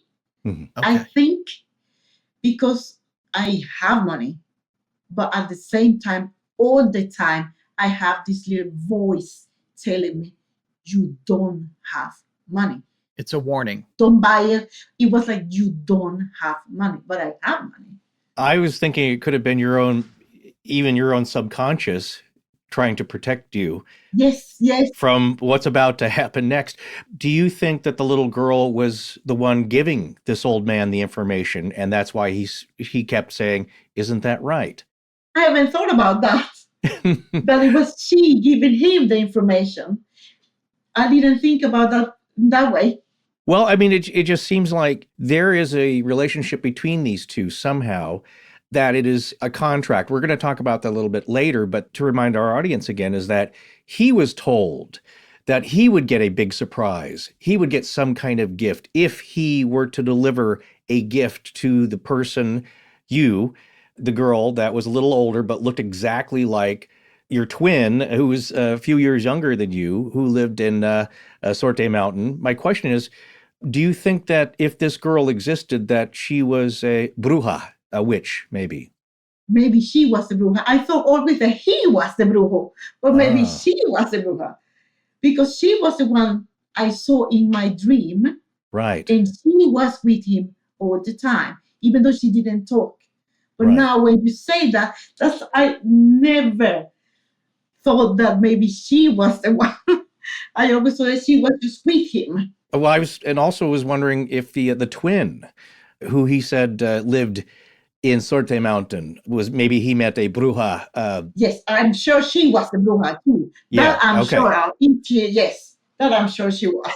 So he tells you all these amazing things that turn out to be true that he couldn't possibly know about your life and you. What happens next? Yeah, he told me everything that happened to me then, and then he started telling me that if I get this gift, if I accept the gift, I will get everything I want. I could win the lottery. I could buy cars and get money to buy cars, everything I wanted. I could marry the guy I liked then. Everything. You could get everything you ever dream of if you take this gift. And I was keep telling him, I don't have the money. Then he started asking me, he asked me, I think the last time, he didn't ask but once, only once, are you sure? And I said, no, I don't have the money. And then he said, okay. Then he took it back, put it in the briefcase, and he told me before they left that I should go to the mountain and visit the mountain because she was waiting for me. And that if I go there, everybody would know who I was and where I was supposed to go, because they would recognize me because we were so alike. So he said, when you can, or if you can, or when you can go to the mountain. And then when he turned and started to go, then I asked him, how much does it cost? Because all this time I've been telling him, I don't have any money. I don't have any money. But I never asked once how much the present, the gift cost. And then he told me that it cost 5 bolivares. And that's, if you change it to US dollar, I think it's not even 25 cents. It's like nothing. Even if I didn't have any money, even if I wasn't going shopping afterward, I would have 5 bolivares. I mean, that's nothing. It's nothing. And then I took my bag, my purse, and of course I have 5 bolivares. And then he looked at me and told me, you have 3 wishes and you just told no to all of them. And they kept walking. But then I saw my friend's car turning around the corner, and she coming to me, and she comes and she was very sorry because she was late. She was never late. I don't even remember what she said. And then I tried to explain to her everything that happened in the 2 seconds. I asked her, did you see an old man and a little girl? And she was, no, I didn't see anybody. And they went that way, the same way she came from. And she said, no, I didn't see it. And I told her just about the wishes. And he promised me 3 wishes if I buy something he had with him. And we drove around like 1 or twice. And we didn't find them anywhere. So it was like, okay, that happened to me. So I don't know. I told a friend after we drove around, we went and picked up another friend, and I told him everything. And he was, I'm really glad you didn't took it. He thought that wasn't a good thing. Yeah. He thought that you maybe were like selling your soul to the devil or something like that. He thought, my mom, when I told my mom, she was also really glad that I'm really happy you say no, that I don't think that was a good thing. And nothing good comes from the mountain. So that he thought always that it was a good thing. Would you have bought the thing, or what would you have done? We're very glad you didn't take the exchange or the offer, because just to clarify, reading the detail here in your email, did he ask you 3 times that magical number 3? No, he just asked you the one time. The last time, before he left, then he asked me. But maybe he was counting the times I said that I didn't have money, because I was thinking about it, but I don't remember if I told him all the time that I didn't have money. But I don't know. But the last time he asked. And after that, he just took it back and just left. What did he look like? He wasn't that tall. I'm not tall. He was almost like me, or maybe a little bit shorter. If he was white, or yes. In Venezuela, you have people of all colors, and but he was white with white hair. How old do you think he was? 70 something. Okay. Maybe, between 65 and 75, something like that. He was old. Was he dressed like a traveler, or how was he dressed? It's Venezuela, so it was like jeans and just a t-shirt or something like that, or a shirt maybe. I think it was white, or that was many years ago. But I think it was a light color and jeans. That I remember. And was the little girl dressed the same as you remembered her in your dream, or differently? She was wet in my dream. And I think she had a dress in my dream, and she was all wet. And she had a dress when she was with him. But I can't say if it was the same dress, because it was dark and she was wet. So I don't know if it was the same clothes. Well, to answer your question about what would you do, I mean, I can't say for the listeners. They all are going to have their own opinions. But for me, since we've done the show, I would have said no. But before we started doing the show, I might have said yes. Just out of curiosity, I would have been curious about the object. But by the same token, there's a component of this story that's interesting to me too, because you talk about not having money. And I think there's a nuance there that we need to understand, because there's a certain component, especially when you are in a larger city, or you're bumping into people and someone's asking you for something. At least for me in New York, a lot of times it meant you were about to be conned or tricked or whatever. Yes. So there's some of that concern I think you have, but there's another part of it that seems like you said, it's more of a protecting thing. It's not just an instinct that this might not be a good interaction. It's an instinct that there's something more going on here, right? Yes. And like I said, the girl, and just he asking her, and I have this nightmare the night before. I wasn't afraid when I met them. I wasn't scared. I was then when he started telling me everything. Then I was like, what? This is not normal. Yeah. And nobody gives you anything for free. Like he said, you're going to win the lottery. You're going to get married to the guy. And I was, what if that's not the guy? Because I knew he wasn't good, you know. And he was like, you're going to get married to this guy and you're going to win the lottery. And I was like, I don't know why. Nothing is for free. That is the main point of this, I think, just philosophically, but I had an idea and I was wondering what you thought.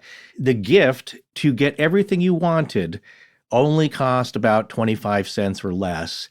And so my thinking, though, is that the price was not important.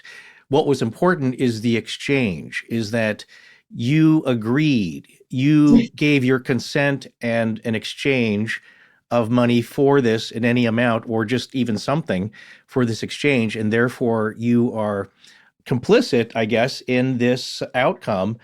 And again, the price may not be money on your part, but I think is what your subconscious or whatever was protecting you, that voice in your head saying, this is not the final price.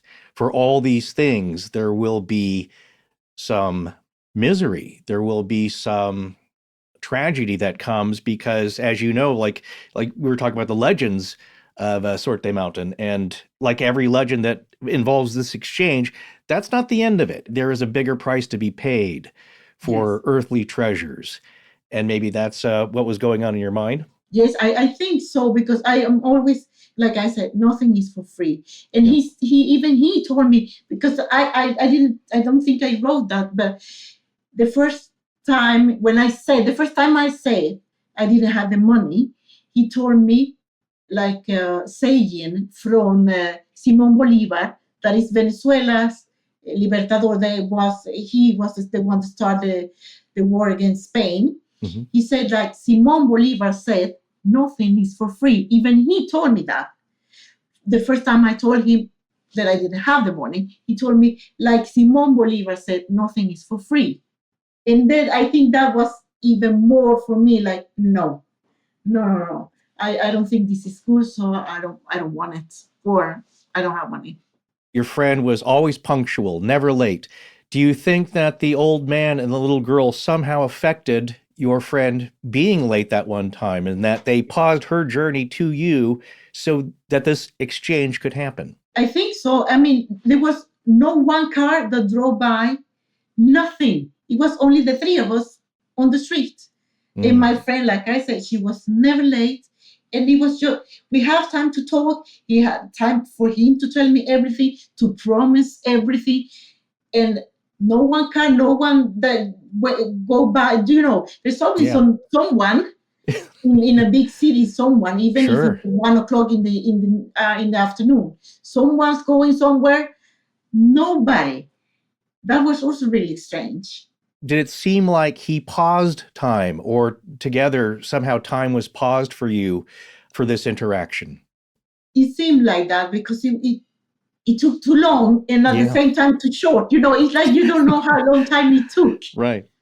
Because we had time to talk a lot, but at the same time, it doesn't feel like it was long time. Do you know how late your friend was? Maybe 10, 15 minutes or something like that. But to you, this exchange felt longer than that. Very long. One of the other things I think you said, and I can't remember if it's in your original email or one of our exchanges or something, was that, it would have been a mistake to marry your boyfriend of the time from university. Yes, I think so, because I am married with the guy I love, and the guy that loves me, and we have a beautiful family. We have 2 kids, and I even moved to Sweden. I mean, not everybody moved to Sweden for a guy. Yes. And we're not millionaires. We don't have a lot of money, but we have enough money. We both have good jobs. We have a really good house. We have, cars. We even have an apartment in Spain that we can go and have some vacations. So, yes, we're not millionaires, but we have it good anyhow. So that's important, I think. I think that's the moral to this story, is that you as the old Rolling Stones song says, you can't always get what you want, but if you try sometime, you'll find you get what you need. Yes, I think that too. Well, one of my final questions here is about the incident with, as Scott and I are calling it, the genie or the djinn. I call it the brujo. Brujo. Why do you think this happened to you? Do you think that there's some meaning? I don't know. And I've been asking myself the same question. Why me?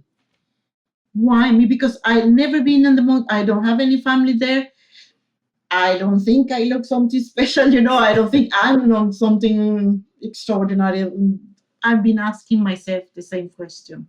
Why me? I don't know. Do you feel drawn at all to Sorte Mountain, or? No. My cousin went to Sorte after this happened to me, and I didn't tell her. When she came back, I asked her, and she tried to explain for me, and it didn't feel right when she told me everything they did, and it was all this brujeria, we call it, like all this, fire, you were laying on the ground, and they had different, I don't know, it was just too strange for me, and she only got to like the first stage, so she didn't go up, so she only got to, she said, I didn't, we were there just a few hours, and we only could do this, and she just wanted to do some cleanse it. I don't know. I don't remember. This was a long time ago. Yeah. But when she was telling me that, I wasn't like, no, I don't know. I don't even want to go there. We'll provide some of the links you provided us in your email on the webpage for this particular episode so people can check out some very interesting things. Maria Leonza, a deity figure that is connected to the mountain. Yes. And it's pretty fascinating. Yeah. So if folks want to check that out, there'll be some links there you can see on the website for this episode. And just a side question I forgot to ask earlier. Do you think that the girl being dripping wet and appearing in your bedroom, was there anything significant about her being wet, or was it just seeming like she just came from outside? Yeah, it was like she came from outside because it was raining really bad, and she was just wet. And she came from the window, like how? Yeah. I don't even know if it was real. Like, yeah. And we live in a 5th floor, so it was impossible for her to get into the apartment. Clarette, we want to thank you so much for joining us, taking the time to join us and making this work, not only sending us the story, but, our time zones are very different. We know it's getting into the evening there. So thank you for taking some time. We're excited to share this story with our listeners. Thank you guys for having me. I'm really excited too. Out of all the stories we've received so far, there's a uniqueness to this one, and they're all extraordinary, but this one just is, it really is like an astonishing legend. Yeah, I got to say, I loved how Clarette explained how time seemed to slow down and people vanished during that event. It reminds me of the missing time stuff that we've covered on the show before when we did that episode with Dan Povenmire, for example. Right. To reiterate, her friend, who was never late, always very punctual, somehow was late that day, but I'm not sure herself experienced missing time. So I do wonder how the mechanics of all that work. Yeah. How are you pulling the gears or turning the dials on that experience to suit your ends for an encounter? I think you need the Antikythera mechanism to figure that all out. Yeah, or it could be the machinations of the Adjustment Bureau. Ah, yes. All right, folks, it is time to move on to one of our main courses tonight. A story that has multiple eyewitnesses and would seem to have maybe been a demonstration aimed at one particular person in the group. And one that had an effect on everyone there and everyone that continues to hear it. So from the genie to the demon, Sarah, please roll her next story. All right, folks, we would like to welcome our latest storytellers to the show who sent something in that was quite amazing to us. So we're welcoming Anna and her father, Tim, to the show. We'll start out by saying thanks for coming on. Thanks for making the time to come on, especially both of you. That's really great. Anna, tell us a little bit about how long you've been listening to the show and what made you think to send this in. It is a pleasure to be on, guys. And I've been listening to Astonishing Legends since 2019, so I'm a fairly new follower, but I go on lots of road trips and I also deliver for a living. So I have gone all the way back and listened to all your guys' old stuff. I'm a huge fan. And on your recent one, I've seen that you guys were putting out for Halloween stories and scary ones. And though I have came on public platforms and told stories before, I've never told this one just because it just sounds too crazy, like something out of a horror movie. But you guys said send your scariest stuff. So I'm like, this one's too good not to tell. So I'm going to submit it in, and here we are. This is one of the scariest we've heard, and it's short, it's sweet, it's terrifying, it's perfect, I think, for this part 3. And I know that you would think that it sounds too crazy to not be a scene from a horror movie, but you'd be surprised of all the bulk of stories that we've received. This is, again, one of the more terrifying ones, but the weirdness of it, the extraordinary nature. And so many witnesses on top of it, too, is what I feel like gives it a good chance of like credibility, you know? The fact that there were maybe 30 witnesses to this. Yeah. Most of these incidents that happen usually happen to individuals, maybe 1 or 2 witnesses at the time. Sometimes there's a group of people, but only one person notices. Or they experience different things. Right, exactly. In the same place. Yeah. Yeah, if you would, please tell us how you first came to hear about this story from your dad. When I was probably in middle school, I became interested in just like spooky stories, paranormal things, you know, and I had my friends over one evening, and I'm like, Dad, do you have any like good spooky stories you can tell us? And we in the spooky season, we want to hear some good stuff. And he's like, oh, I have something, but we're going to have to tell it now because I'm not going to be telling it at nighttime. He's like, I can't do that. I'm like, oh, what does that mean? We were all like curious and intrigued of what he meant by that. And we were all so spooked. I think one of my friends didn't even want to hear the ending of it, like the beginning of it. She's like, I'm too scared. I'm walking away. I don't want anything to do with this. And so every year around Halloween, I would have my dad tell this story. And what also makes it more interesting to me is that my dad's friends would even be over, the friends that were when a situation took place, they were there also. And they would even back my dad up and be like, oh yeah, then this happened. We were all terrified. So hearing their encounters with it too, just fascinated me. This story has always been a classic. Well, on that note, let's throw it over to your dad, Tim. Tim, thank you so much for taking the time to join us today. You had said earlier that you've actually heard some of our episodes as well. Yes, sir. First of all, thanks for having me on. Appreciate it. I have listened to your podcast and appreciate it very much and love storytelling and hearing stories. And it's very interesting to me. So why don't you tell us the story then from your own perspective, Tim? I was 21 years old and I'm a musician. I'm a singer. And I was asked to go to this church camp and sing a couple songs, summertime, obviously, in a church camp in rural Missouri, mid-Missouri. And I knew everyone there. So I went and did my thing. It was a small youth camp. There was probably 50 teenagers in the room and probably 5 or 6 adults, meaning my age and older at the time. And so the service was going as normal. And the preacher was giving his sermon, talking to the youth about, I don't remember exactly what, I'm sure it was the normal things you would preach to kids at a youth camp. But the odd thing was we started hearing noises on the roof. And this building was new. And it was kind of like a split level. So you could get on the roof fairly easy. It was about a 4-foot jump from the ground up to the roof. So everyone assumed that some kids had not made it to the service, were on the roof, just being kids, having fun and making noise, running around on the roof. The slope of the roof was not really steep, so you could climb up and down it pretty easy. So we went out, another gentleman and I went outside to check and see what was going on. And we get outside, nobody's on the roof. It's dead silent outside. No wind, nothing going on, just creepy still. We come back in, we sat back down. The preacher kind of looked at us when he said, there's no one on the roof. And they kind of did a head count and really didn't see anybody missing. So just kind of went on with the service. And I'm in the back of the room sitting next to another pastor back there. I'm not a pastor, he is, but there was 2 pastors there.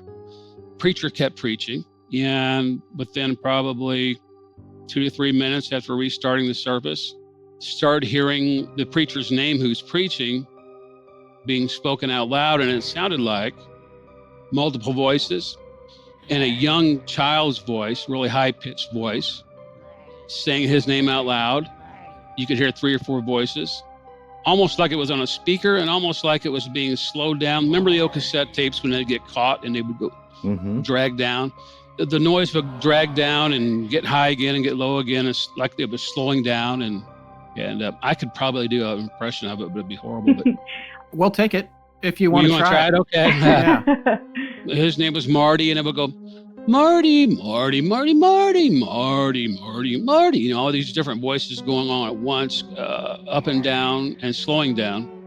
I'm a singer, like I said, when you record things, and back then you would slow them down to get a lower tone. All those. That's what it sounded like. So instantly, I'm thinking, somebody's got a speaker set up outside and they're messing with us or something. Playing a joke on us, kids doing something, a prank or whatever. I don't mean to butt in, but I remember one of your friends saying he remembered the different tones sounded like the child was drowning almost. And so your friend thought was, oh my God, someone is drowning out back. Yeah, he thought it sounded like somebody was in trouble. Yes. Needing help. Yes. Right. Yeah. And I could see that from the sound of it. but it was specifically calling out the preacher's first name. So at that point, we got up, and me and this gentleman, he walked out in front of me, and when he opened up the doors, I'm a country boy, so I explain it the way I know things. If you've ever been turkey hunting or walking through the woods at night and you jump turkeys off the roost on a tree when they take off, that flapping of the wings, that loud rustle, that's what it sounded like. It sounded like there were 20 turkeys in a tree right above the church, and they took off flying because we opened the door. Does that make sense? Yeah, absolutely. You can also hear the same sound effect in movies when bats come flying out of a cave. Yeah. Jumping a cubby of quail.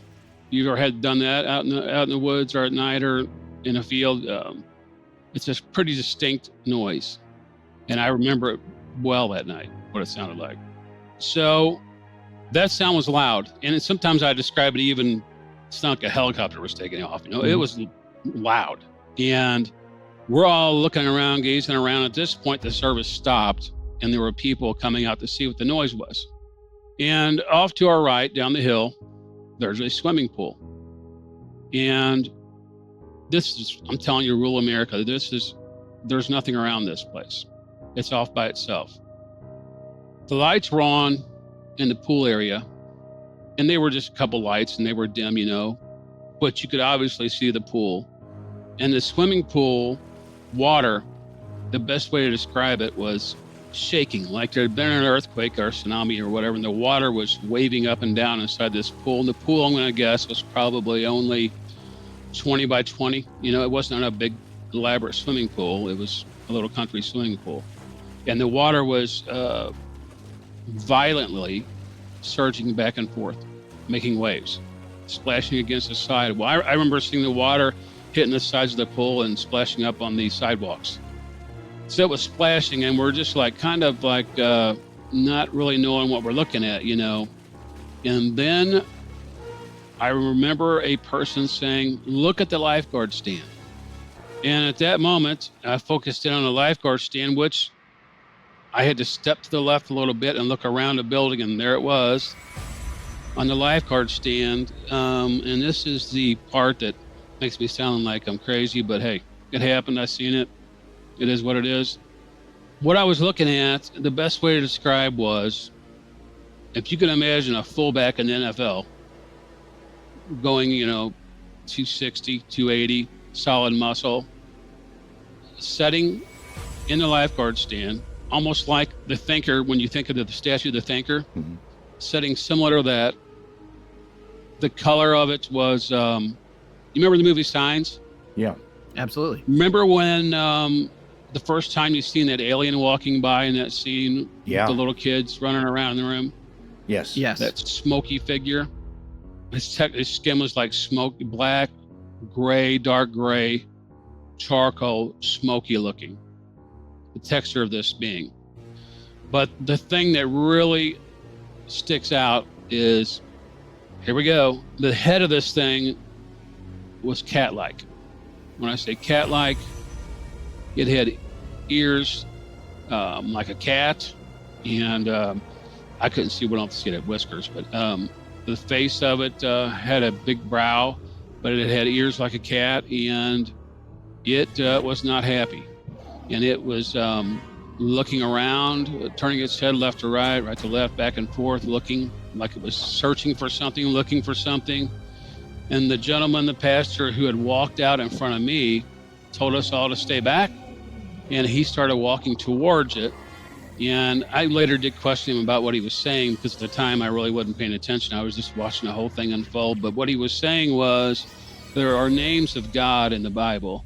And there's an old song called The Lily of the Valley. Have you ever heard that song before? Yes, long time ago. Lily of the Valley is a song that basically states the names of God in the Bible. The bright morning star, the Lion of the tribe of Judah, all those things. And he was walking towards it, shouting out the names of God, demanding this thing leave.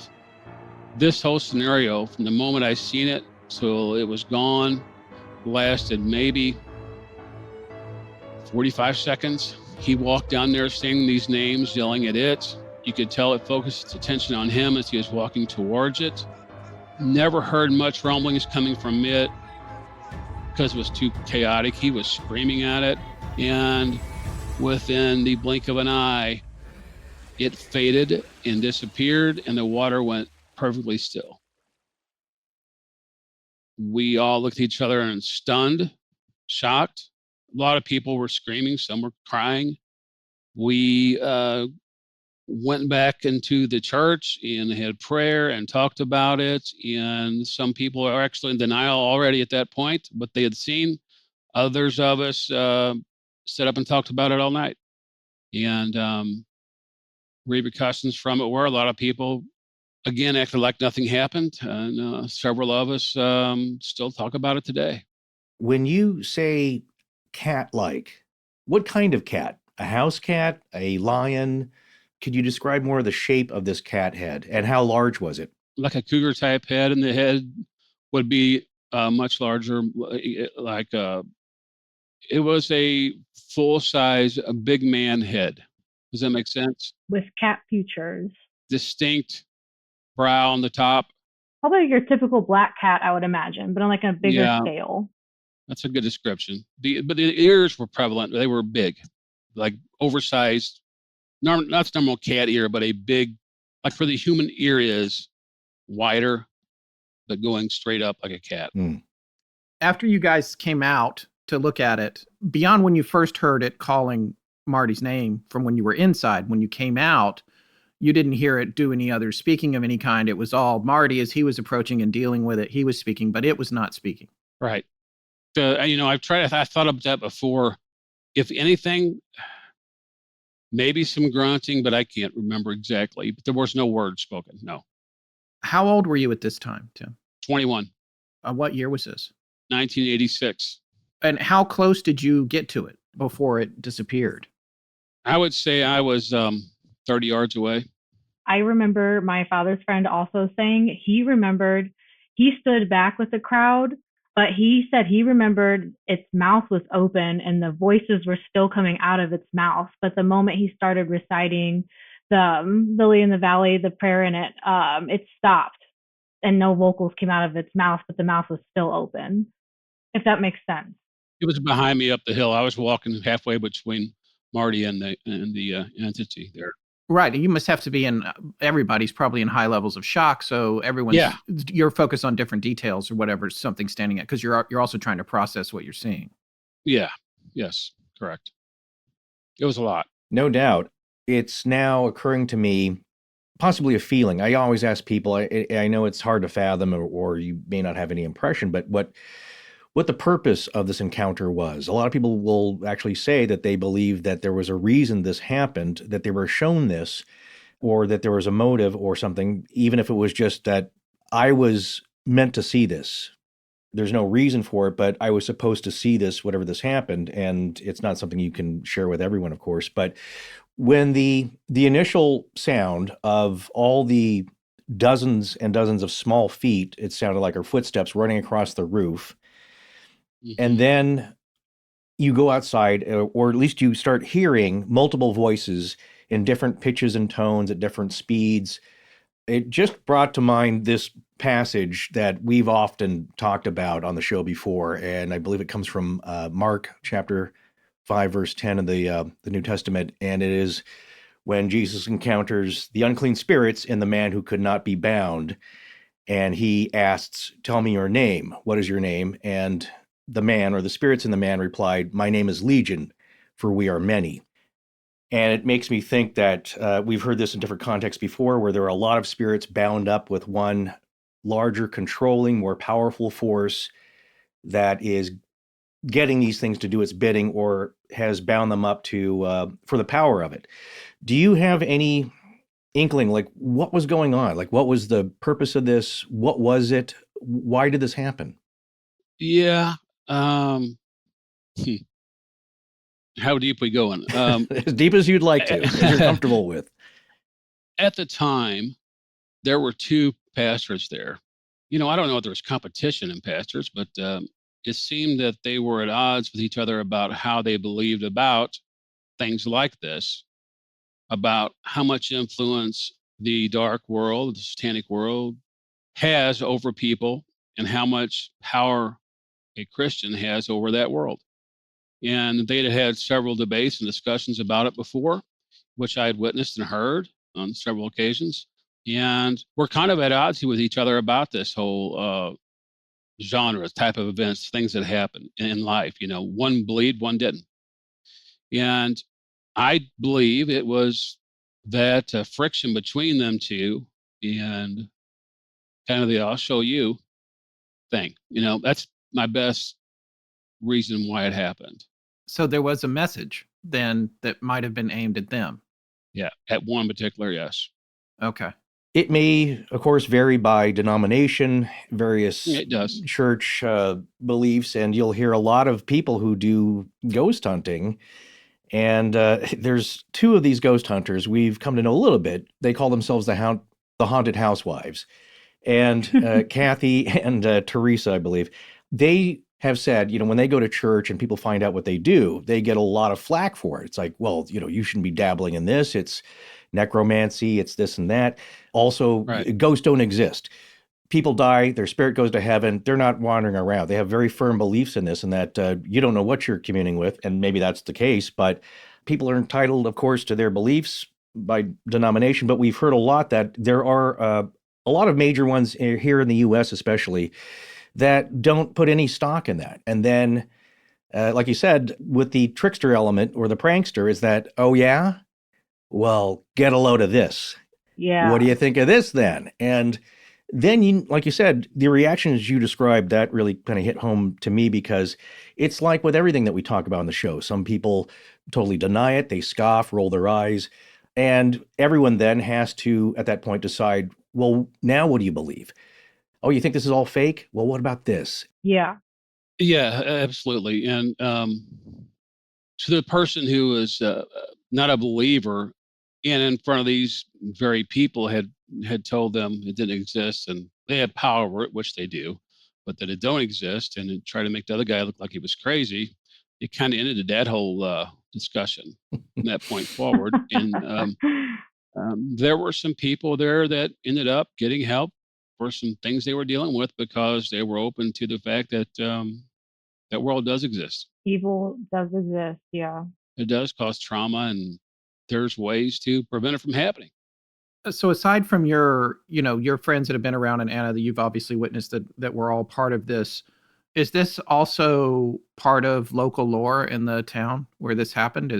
Is word out about it, or has it been kept within the group that was there? It's been pretty much kept within the group. I've never heard. I haven't heard anyone outside of it talk about it either. The friend group that was there. Yeah, I'm shocked as well. It never really got talked about a lot. But when things happen at a church camp like that, it's nothing you want to advertise for sure. Right. Right. Come to church camp and get the crap scared out of you. Yeah. Right.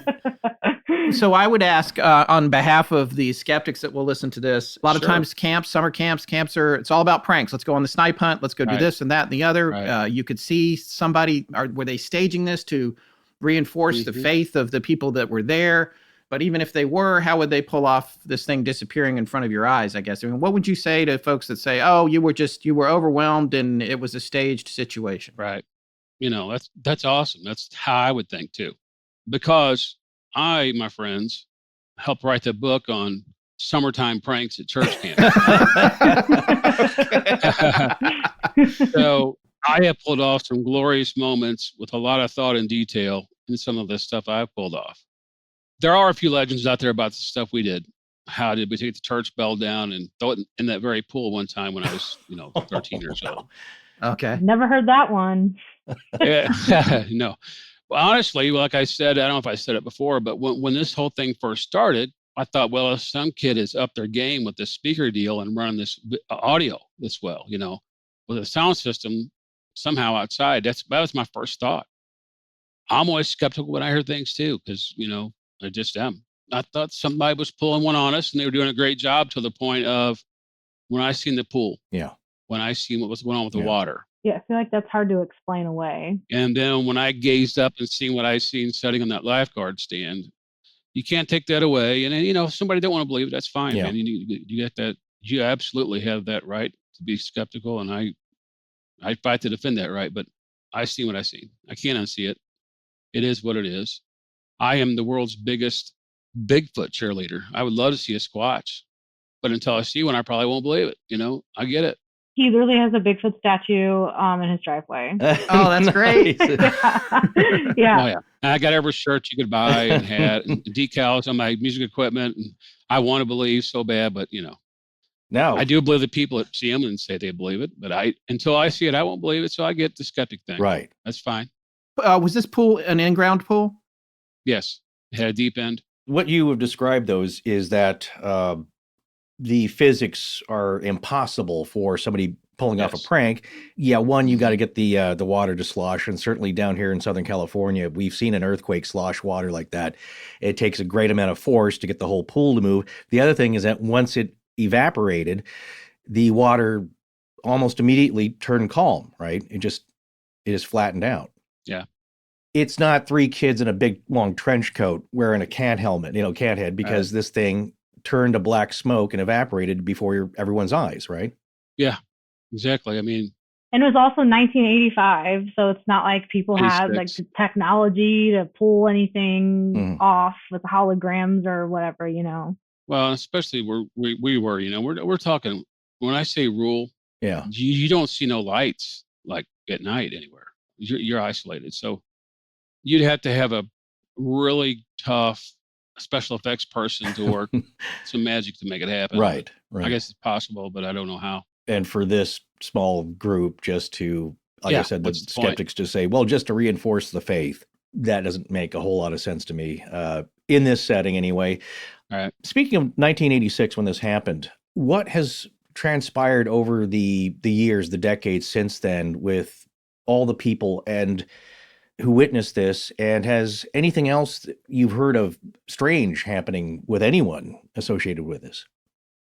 Just the gentleman who was involved with paranormal happenings before this happened, and after. He had several more things happen that was witnessed. I didn't, but other people had kind of followed him around, and he has since passed many years ago. But since then, nothing that I know of. What kinds of things were happening to him? I don't like to use this word because it sounds almost like fantasy nowadays almost, but wasn't he kind of an exorcist, basically? Then he'd play around, like, did this like cleansings and whatnot, and like he was in some pretty serious ones. Exorcisms, yes. Demonic exorcisms was one of his things.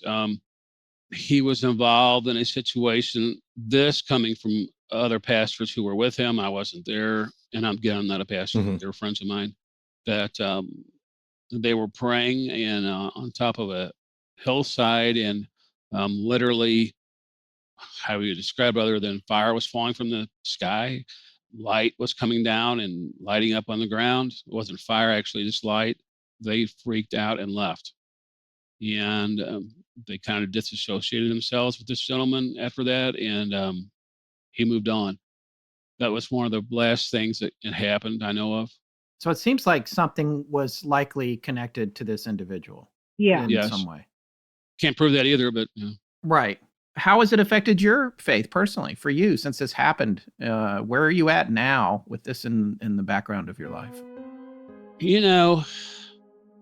As I get older, and by the year, I'm in my latter 50s, I have realized and learned that the older we get, the less we really know. It almost seems like, you're taught these things when you're young, kept in a box, and as you get older, you realize there's a lot more to this thing than what we see. And I think when we're done, we're all going to be in for a huge surprise. My faith, I have my faith. I'm a Christian. I'm still strong on my faith. It's just it did open my eyes up a little bit, to the fact that there's things going on in this world and in the world around us that we cannot even come close to comprehending, understanding, or knowing what it is. And to think we can, to think we know it all, is foolish. That's my opinion.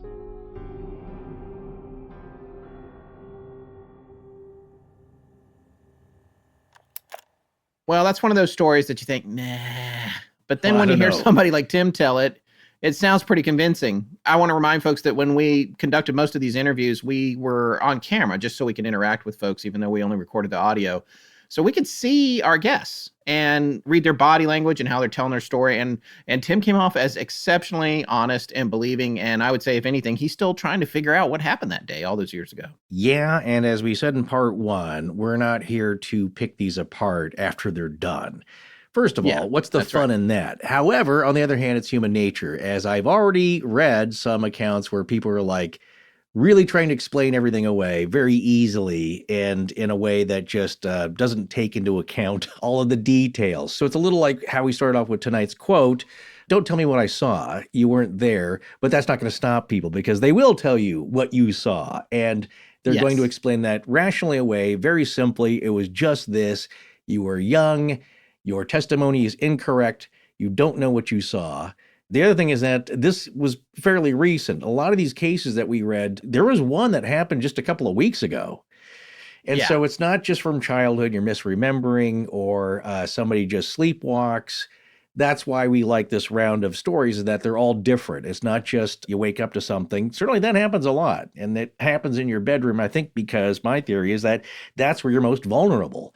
But it's also sometimes just out in nature, just doing its own thing. And unfortunately, your paths cross. And with that, we come to the last story of the night and the last story of this series. We'll be going out on this one, folks. So we'd like to go ahead and thank you now for joining us and riding these 3 episodes out to the end. You are the brave ones.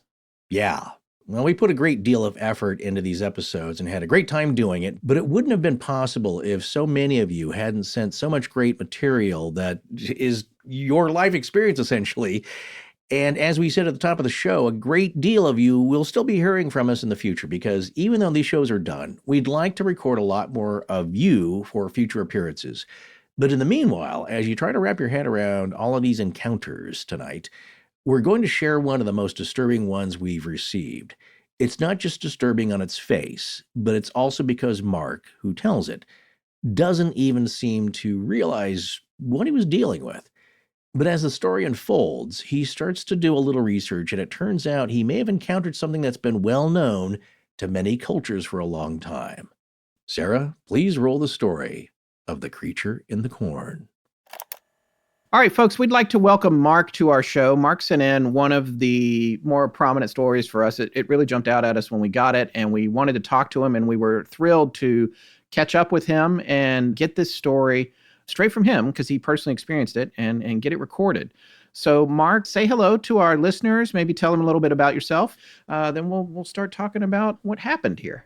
Okay, yeah. I'm Mark. I'm from northern Alberta, rancher by trade, doing some schooling to maybe get a little more than that. Been enjoying living on the farm for my whole life, and yeah. You know, it's funny, when we were going back to find your story, I found an email from you in May of 2020, which we were thrilled to get, by the way. But you're correcting us, as many people should and do, about how we'd been saying birthing season, and you explained that for cattle it was calving season and for sheep it's lambing season. So it was nice to know that everything I know about farming I learned from watching Jeremy Clarkson's farm show. It is a great show. That was really eye-opening. I loved it. I'm so glad it's coming back for a second season, actually. What was that in reference to? Do you remember what we were talking about? I think it was the cattle mutilation stories. Okay. And you're talking about moving around the cattle for birthing season, and just kind of caught my ear wrong. So just sent an email. Well, we appreciate that. It wasn't quite as jarring as the next email you sent. But just for our listeners here, you're talking, you're in a region that is northwest of Edmonton in the province of Alberta, Canada. Yeah. It gets pretty cold. It's beautiful country, by the way. Yeah. But it can get pretty rough weather-wise. And I think in the backdrop in this story, you were doing a lot of fence checks on horseback because I think it was a low corn harvest this year. Yeah. So it was 2019. It was fertilizer was super expensive, bad weather. Anyways, essentially what it was is we saw that something was going into our corn. We used that to feed our cattle, and feed was going to be very expensive. So we were wanting to make sure we had a good harvest, and we could see something coming in and out of, we're on the edge of, it's called Crown Land. I don't know if you have it in the States. Essentially, it's forest owned by the government that Right. will often border up against big farms, especially kind of where I am, just because there's lots of forest. We're close to Jasper, we're close to Banff, that kind of stuff. So, And how large is this farm that you're on? so we have 640 acres that we farm. Wow, that's big, right? So how many people work there?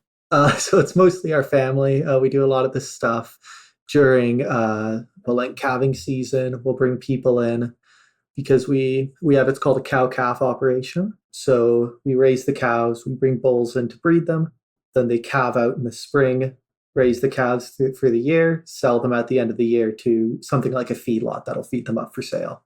It sounds like hard work. Yeah, it keeps me busy, that's for sure.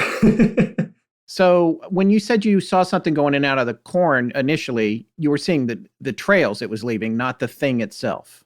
Yeah, so we were doing fence checks, just out riding, and I saw that there was trails going into the corn and coming back out. So obviously that's something I wanted to check up on. So checked it out a little bit, and it looked like whatever was walking in and out wasn't actually eating anything. So that kind of raises the hackles because that's a predator. It's not going in there to eat, it's going into there to sleep, then going back out to the crown line to hunt. So my first thought was bear, maybe mountain lion. We have mountain lions in the area. So wanted to make sure that we kept an eye on the area because mountain lion can take down a cow. And as my source of livelihood, we want to keep as many of those around as we can. Right. Mm-hmm. What's your next steps when you realize that it's a possible predator? What steps do you take next to protect the farm and the cattle? So what we did is kind of told everybody what was happening just so people could keep an eye out for anything around the animals. And then I camped out. We have a tree blind. So set up the tree blind and spent a couple nights out there. After work, I'd go out, settle down in the blind, and just kind of wait, see if anything happened, and didn't see anything. But you knew this was a very large animal. And first of all, it's not going to be a moose or elk, or like I said, something that's a herbivore. Something is not eating the feed. It's just going there to, I guess, get shelter from the tall corn this time of year and basically bed down there for the night as shelter. Yeah, that's at least the read I was getting off of it, yeah. There might be people who know more that would disagree, but that was just kind of my read being in the situation, yeah. Right. Probably nobody knows your land in the area better than you and your family does. But I found this interesting. This is pretty typical, at least with my family that used to do ranching and farming, is that you would ride the fences, but you come armed. So I noticed your note here says that you first carried a Winchester rifle M70 that fires the .338. Is that the Lopua round? Not quite, no. Okay. Yeah, but it's big enough that you can pretty much take down anything that's in the area. And you had hunted with it before, so you're out there basically with the intention that you need to stop this predator before it does take down either some cattle or a human. Yeah, so we're pretty close to the Rockies, which is in between BC and Alberta. And there's lots of wildlife that lives in there. And a friend of mine had lost a cow to a cougar earlier in the year. So it was kind of high alert in the area for something like that, at least. So was wanting to keep an eye out for sure, yeah. What happens next is basically you didn't get any luck or didn't see anything, and then you started carrying your shotgun loaded with 12-gauge slug. Is that correct? Yeah. So it's a lot lighter than my rifle is. Mm-hmm. And it's just something that whatever it is can shoot it. Or if there's just kind of more of a security thing than a hunting thing, because don't want to be trying to hunt something with that necessarily, but something's coming at you, it'll stop whatever's coming at you. How long did this play out? What happened next how many days did it take to try and track this thing down? I think it was a couple of weeks, actually. Not that I was camping out there every night, but saw this and then was keeping an eye out. And yeah, I spent a couple nights on the tree stand watching for animals, but didn't see anything. What about the night that you actually heard something? Let's talk about that. Yeah, so I was doing herd checks. So since we have quite a bit of land, it's a lot easier to do them on horseback. So I was on my horse and I heard something. What I heard was a mountain lion. That's what I thought, at least. So if you haven't ever heard a mountain lion before, it essentially sounds like somebody's getting murdered. Like it's just a scream. whenever you hear it, just sends a chill down your spine. And I heard that coming from the corn where I'd seen something before. So I took my horse Duke. We rode over, went to the fence line, because there's our pastures with the cattle, fence line, and then the corn. And it's both of those run up against the crown land. So kind of went to the corner of the pasture. I tied a loose knot. Essentially, Duke, he's drop lead trained. So if I drop the lead, he'll act as if he's tied. But I didn't want him wandering off and I have to hike back to the house. So I kind of wrapped it around the pole loosely in case whatever was in there came out and attacked him. I didn't want him tied up and getting hurt. So loose tied him, and then I hopped over the fence into the crown land.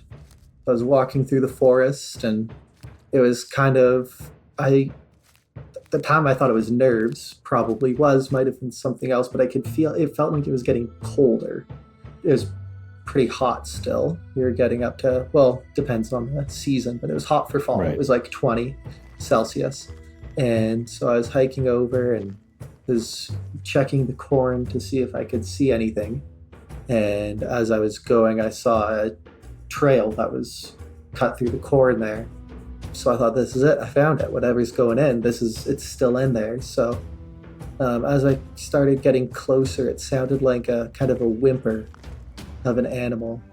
So in my mind, it was like, oh, there's a mountain lion in here. And it was in a fight with another mountain lion for territory. It happens. And the one thing I don't understand to this day is why I decided to go in. Even if it was a mountain lion, it's not a good idea to go in there. Right. So I hopped the fence and I started going down. And again, it was, I don't know if you guys have ever had this, but it's when you know you're in something else's territory. Mm-hmm. Like this was my farm, but this was this animal's territory. And it was in charge around here. They don't pay attention to fence lines. Yeah. Exactly. Yeah. Whatever this was it hopping your fence line from the crown territory? So it looked like it was. Like our fence was still intact there. Things can squeeze through and stuff like that. It's around the corn, so it's mainly to keep cattle out. So we don't have to have too tight of fences for those girls. But yeah, so I was just going down this trail, and I was kind of curved as I was walking. I had this instinct. It was like people talk about fight or flight in dangerous situations. This was like all of a sudden a rabbit realized there was a coyote. And my mind was just like, you're in danger right now. And as I was walking, I saw something stand up out of the corn. Whatever it was taller than our corn at the time, which was about 6 feet tall. And it was over the corn. It was thin. It looked like I've hunted bear. I know what a bear looks like. But it was too thin. It was tall, and I could see its head. Well, I didn't get a good look at it because it was getting close to dusk, rather, so I couldn't get a good look at it, but I did see its outline, and I saw the bare eyes, but what immediately caught me was its eyes. Like I said, I've hunted before. I know what animals look like. I deal with cows all the time, but the eyes just they didn't seem like completely a bear. I don't know if that makes sense. It kind of, when you look in an animal's eyes, you can see intelligence. Right. And this thing was intelligent. It had the intelligence of human eyes. And it looked at me, and before I could really even figure out what was happening, out of instinct, I rose my gun and shot it. And I could see it, I hit its shoulder, but it didn't even flinch. This is a 12-gauge slug. Like, it's meant to take down anything that gets within 30 feet of you. Like, that thing's stopping a bear, that thing's stopping a moose. But this thing barely even flinched. I made a sound. I didn't know I could make this sound. It was between a scream and a growl. It was like the animal inside of me was just yelling for it to get away from me. And then I ran. I booked it out of the corn, and I could hear whatever it was behind me and keeping pace. Jumped the fence. I started running, and I ran straight to Duke. I knew where I'd tied him up. I knew he was there. And he was concerned. He was freaking out as well. when you work with an animal like that, you kind of get to know each other well. And I could tell he was panicking just as much as I was. He could hear whatever was coming as well. So I hopped on Duke and rode back to the house. I didn't even look back because I didn't want to see how close it was to me. I didn't want to know if this thing was keeping pace with me or just about to catch up with me or falling behind. I just knew I needed to get behind the locked door. So I made it back. I actually rode Duke inside. My dad was pretty pissed.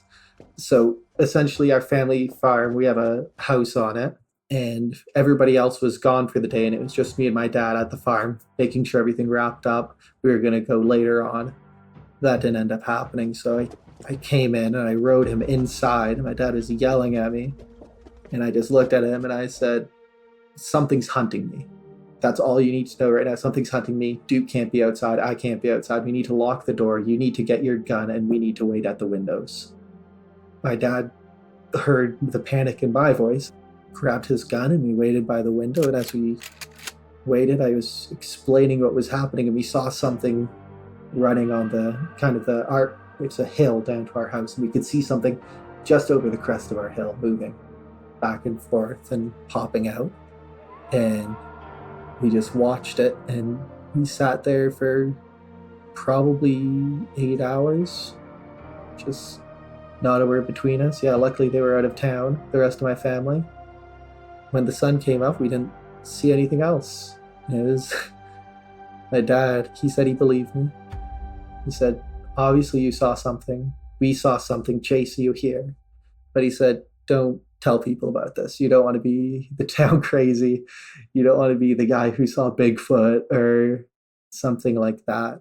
So we ended up calling my family, said we had a cow go down that needed some help. We spent the night helping it, and we left the next day. I was quite happy to leave. When you followed the path into the corn where it was, how long a walk was that? It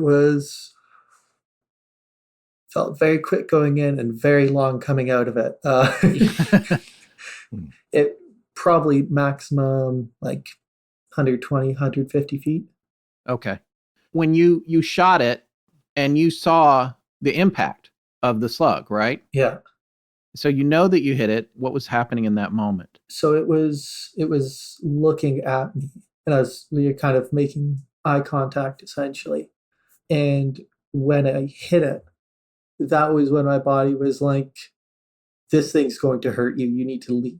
Like, you need to get out. You need to run. You need to leave as fast as possible. So I don't know if that was kind of if it was something in its eyes that kind of communicated that, or if it was just kind of instinct at that point. And it was bipedal.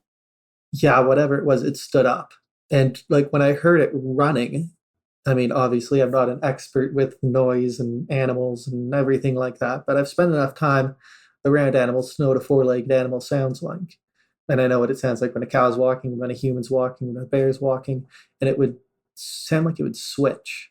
Like it would be on 4 legs, and then it would be on 2 legs, and then 4 legs, and then 2 legs. I don't know if that's what was happening behind me because I didn't want to look, but yeah. That's what my ears told me at least. You know, you seem a little bit cagey about saying specifically what you thought it might have been. You know, it's had sort of human eyes, but a bare head. Like, do you feel like it was something related to the idea of Sasquatch or Bigfoot, or something entirely different, something otherworldly? What do you think it might have been? So I'm in a couple schools of thought here. There's this Earth answer, the nothing out of the ordinary, just a freak encounter, that what I found was a starving bear. That it was maybe sick, maybe infected with something, and that's what I saw. It stood up, it was very thin. That's just because a bear gets thin when it's sick. It chased me because it was hungry. It circled the house but didn't get close because it knew what humans were and knew what guns were. But it just doesn't connect all the dots for me. Like, why did it not even look phased when I hit it with a shotgun? Why did it, not come up to the house? If it's a hungry bear, it's going to do something. And why didn't it kill any of our cattle? Or why didn't it go for anything on the farm? Why was it just going into the fields? And so there's that. The other one is something like Bigfoot. there's lots of different stories. I mean, I could tell you hundreds of campfire stories about what's up in the boonies of Alberta there. Or the one thing that I heard that ticked boxes for me was something like a Wendigoon, something like that, where it's sort of an animal, but it's not. It's something that's different and twisted. That was just, I mean, kind of recounting what happened. That was what I felt from it, was that was not supposed to be there, whatever it was. Did you find any remains in the corn where it had been? Yeah, so I went back about a week later. I had to build the nerve up to it, but ended up going back when it was sunny. Didn't find anything, no. And so no sign of a struggle with like it was had hunted and caught something, or nothing left behind. No, nothing. And then it didn't come back. I've never seen anything like that since. We still, on our farm now, we now all carry firearms with us whenever we go out. It used to just kind of be like, if you're going close to Crown land, or if there's something in the area, carry a firearm. But pushed that into common practice, and my dad didn't fight it much. He's the one that makes most of the calls around the farm. So it's just kind of an unspoken thing that now we carry firearms with us, because I don't want somebody catching something like that off guard again. I think it's the second thing you said, and maybe the most outrageous theory of what this might have been, but I think it's making the most sense when you take a look at the description of what you saw. And just to clarify for the audience here, so as this thing popped up over the corn, this thing is going to be 7-8 feet tall, maybe at least a couple feet over 6 feet tall corn. To set the scene here, the sun's going down, but you can still there's still enough light for you to get a lot of detail, right? Yeah. When you see this thing, what you had described in your email was that you heard an animalistic whimper that was more feline. That was a whine, or like a cougar that was injured or fighting. Yeah. Now, when you actually saw this thing's head, the way you described it, well, first of all, this thing has arms, and this thing, as you said, it was thin, nearly unnaturally so, and you swear you saw bone trying to poke through the skin. It was that skinny. Yeah, like I could see, it looked like it was more skin clinging to bone than it was to muscle. Like I could see its hips, I could see its shoulders. Yeah. Wow. Were its back legs canine in structure or human? They were thick, like a bear's legs. With normal knees, like a person would have knees, like the front-facing knee. I didn't get too good of a look at it, but yeah, I think so. Nothing stands out like it had like the back-facing legs or anything. Right, like that's that. what I was wondering. Yeah, okay. The part that did seem healthy or thickest is, as you said, it had this large head on a thick furry neck that was a bear-shaped head. Yeah. But more with human-like eyes, or a combination, as you said, a hybrid between a man's head and a bear's head? I don't really know how to describe it properly. I don't really have good words for it, but it was like, when I looked at its eyes, I could see that it hated me. I've had encounters with animals before. I know what a scared animal looks like. I know what a panicked animal looks like. It looked like it hated me. I just don't know how to describe it any other way. That's not an uncommon description from all the stories that we've presented so far and the ones we've received. That's a very common thing. And at this point, the last thing you said as far as the description is that it had a thick neck with mottled colored fur. Can you describe the color of the fur or what the fur was like? Yeah, the fur caught my attention enough that I remembered it. It was just what looked like it was not patchy's not the right word. Right. It looked like it was getting thin, and it was kind of just what looked like it was enough fur for a small bear stretched over a big bear, if that makes sense. Like it just looked very thin. And yeah, it was a brown color. I mean, we have grizzlies in the area, so that's kind of the connection that I made, was that it was a sick grizzly. But yeah, it was kind of grizzly color. It just looked like not enough skin stretched over too much bear. Why do you think it didn't catch you?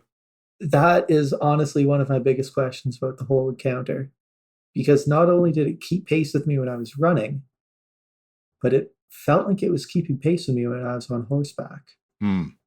So I don't know if it was just like, I'll get this guy, I'll chase him down eventually. And then I was on horseback and it's like, oh, I actually have to try now.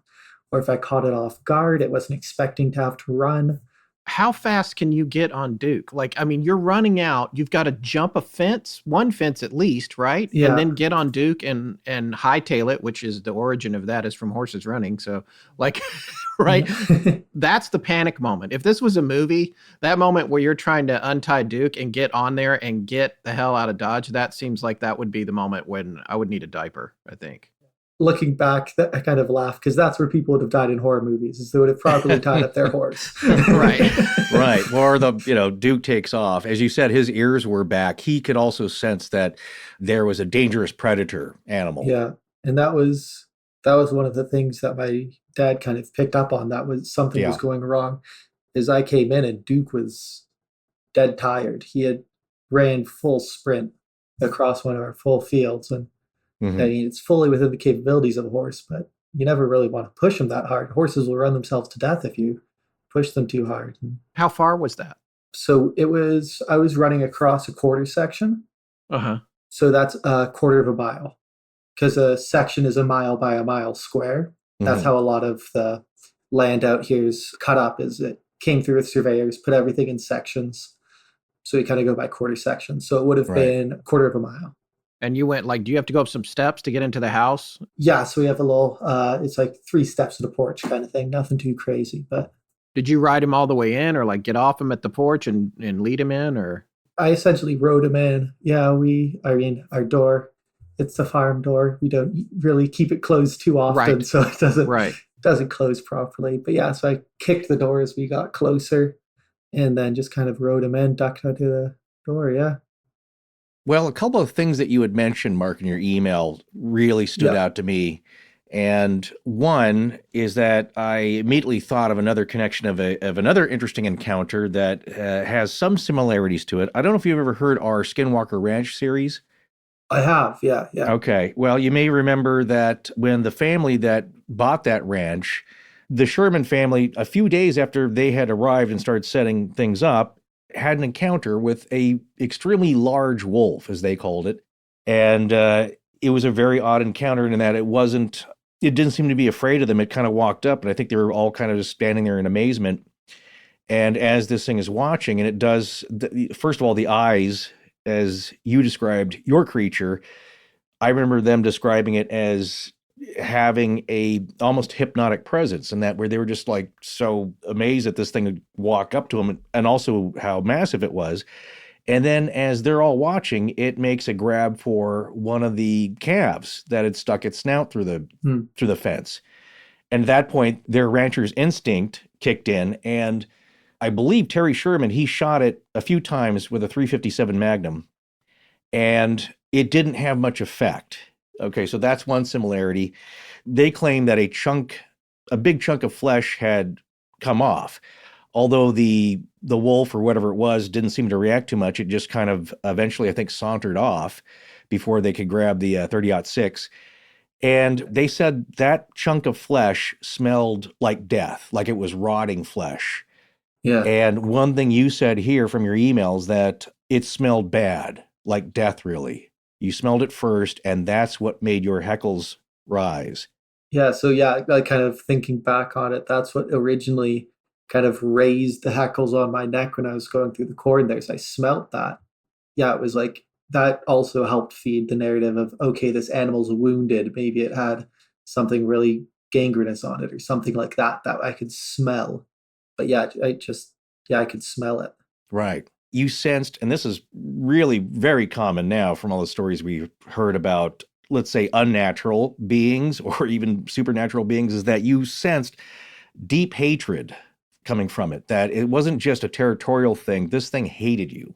Yeah. Of course, what I'm heading towards here is something you mentioned, and you may have a slightly different regional word for this, but we've talked about this being before the show, the Wendigo or Wendigo, however you want to put the accent that's here. what he said a minute ago. Right. Yeah. And just looking at the very generalized Wikipedia description here, it is described as a mythological creature or evil spirit originating from the folklore of Plains and Great Lakes natives, as well as some First Nations. It is based in and around the East Coast forests of Canada. You are more, with Alberta, you're more left of center if you're looking straight at the map there. Right. So, but again, there's no borders or fences with these things. And so it pops up. But here's a curious description here, sentence. It's often said to be a malevolent spirit, sometimes depicted as a creature with human-like characteristics, which possesses human beings. The Wendigo is said to invoke feelings of insatiable greed/hunger, desire to cannibalize other humans, propensity to commit murder in those that fall under its influence. But listen to the physical description. It's often described as a giant humanoid with the heart of ice, a foul stench, or sudden unseasonable chill might precede its approach. Maybe something close to a werewolf or a human-beast hybrid. In this case, though, you did feel kind of a chill as you approached the area. Yeah, that was just kind of looking back on it. I was like, was that related? Because on one hand, when you get nervous, you kind of focus in, you kind of block that stuff out, and sometimes you'll feel something like that. But yeah, I was looking back on it. I was like, oh, like, was that related, or is that just... Yeah. I guess the other similarity here is the foul stench and a sense of hatred or malintent. So to you, I guess you are leaning towards, you'd feel free to get woo-woo with this, but if you're going to go to the other end of the spectrum where it was something very unnatural, supernatural, is that the closest description you've heard of any creature you've come across or heard about? Yeah, so I mean, like when this happened, I was I was kind of desperately looking for something. I'm like, I can't be the only person that had this happen to them. Right. So I was looking, and that was the one that stuck out as me, as it ticked a lot of the boxes. It was very similar to what I saw. Things like that are very good at not fitting their exact description. Right. Has anything else strange happened? We always ask this now. Either it often seems to be tied to the people that live there, a certain event, or the land itself, or a building or location. What do you think caused this thing to pop up and never come back again? I've looked into it, kind of trying to figure out what happened, where it would have happened, why it happened. And I honestly wish I had found something, because they could try and stop it from happening again. Seeing large animals and seeing predators in their natural habitat and experiencing a close encounter like this isn't something that's foreign to me. It's not like somebody came out of New York City, went to a forest for the first time and saw a big animal and got spooked. I've grown up around stuff like this. I've seen bears, I've seen moose, I've seen elk, I've hunted, I've experienced all of this, and this was different. This wasn't what I had seen before. This wasn't anything I had seen before, and it was unique.